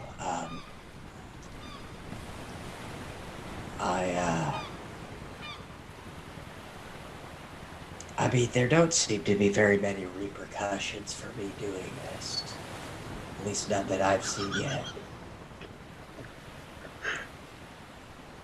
Maybe tomorrow, I'll see if I can remember anything about how your husband is doing. But as promised, and I'm going to take out a piece of paper which I have prepared and already written where the ship is, but I don't say it out loud. And I just slide it across the table and kind of basically give as best a description as I can, north of this this city that I recognize, and I slide it over, and basically I just say, I know that these sorts of things can be dangerous, and knowledge is power, so keep that tight to your chest. He takes a moment to read over it, and you see his eyes get really big as he grabs a book that was on his desk and flips it open, and kind of almost like he's studying his own notes. And he's looking back and forth, and he puts it in the book and he goes, "That'd be some pretty useful information you've got there, laddie. Consider your ship, or this voyage, free. May I ask you a question, son? You can certainly ask. How do you feel about the gods?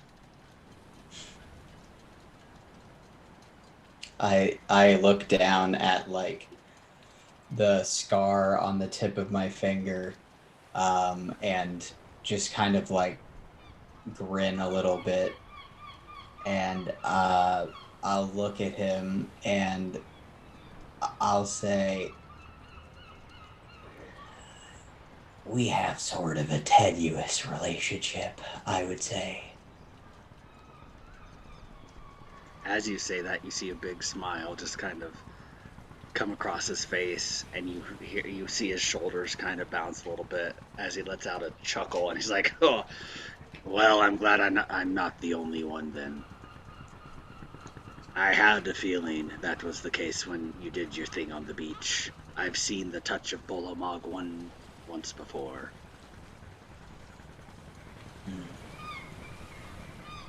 Yeah, well, I think, he has a lot of eyes, but, I think he might have bit off more than he could chew. He tends to do that. The ones you need to watch out for are the other two of the Ancient Three. I think I would recommend, you look out for all of them. They're fickle and petty. That is very true. Have you studied the Ancient Three? I've studied them all. It's kind of my thing.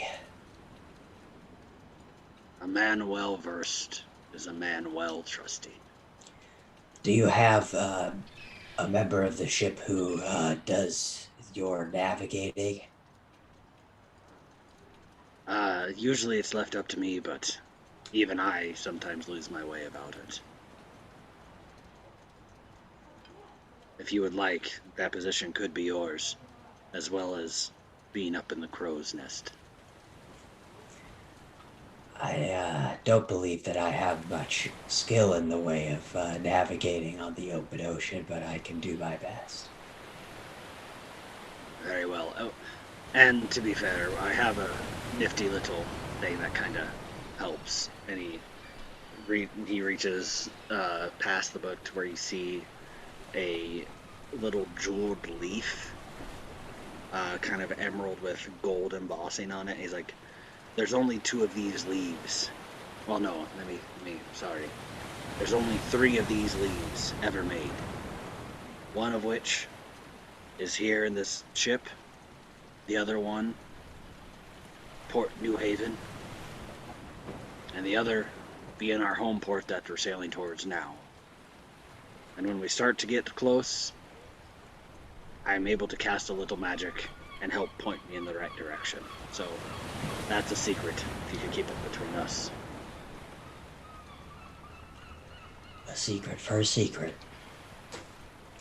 And then I will get up secret. I will I've got leave. a secret. And I'll go to the crow's nest. All right. Goodbye.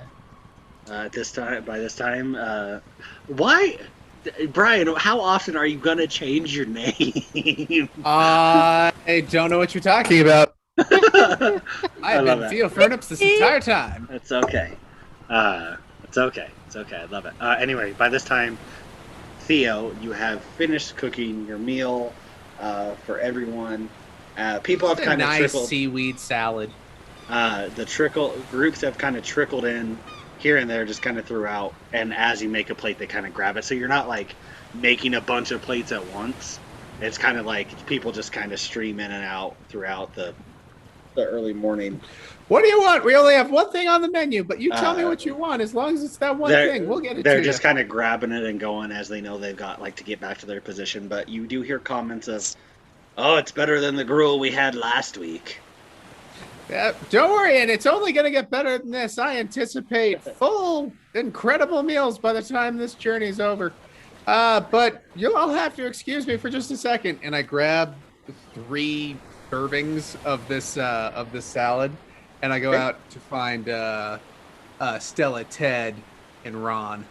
Okay, you find them. You make your way up to the deck pretty easily. You see Stella over the stern, still looking over the horizons, watching TriSpike Island fade away into the distance as she continues conversating with this hobgoblin.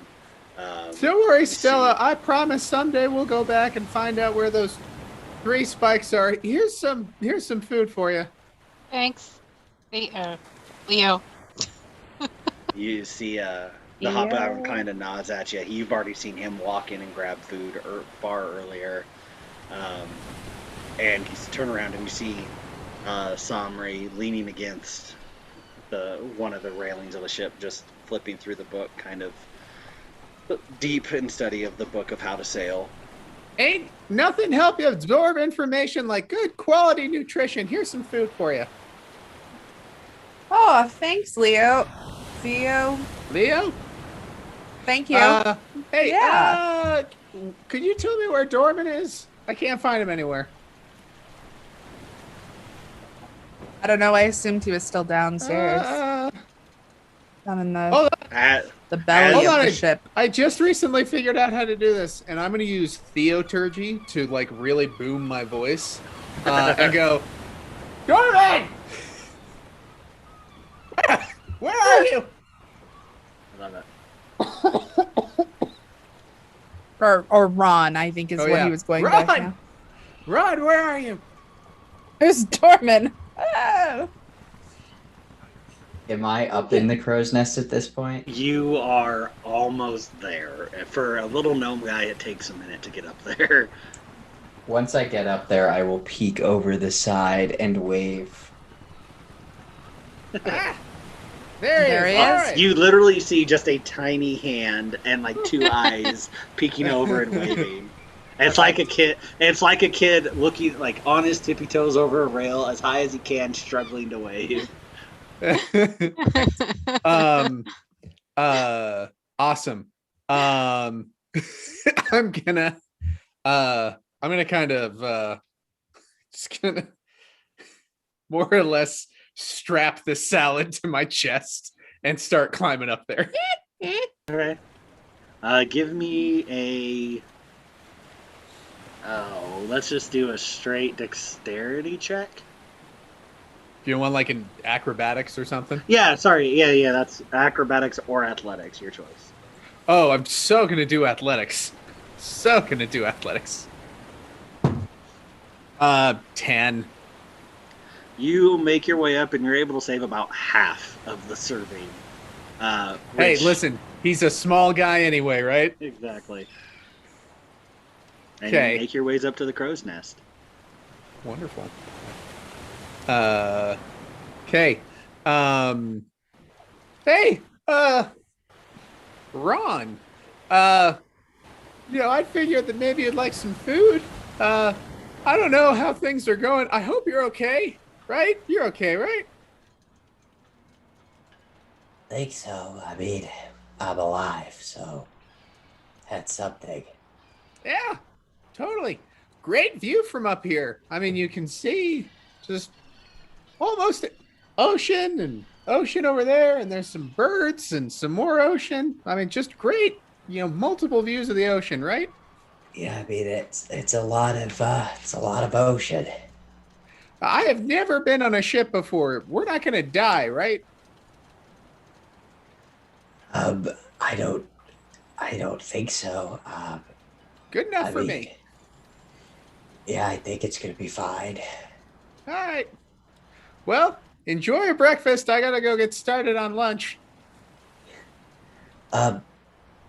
Leo, before you go back down. Yeah, what's up?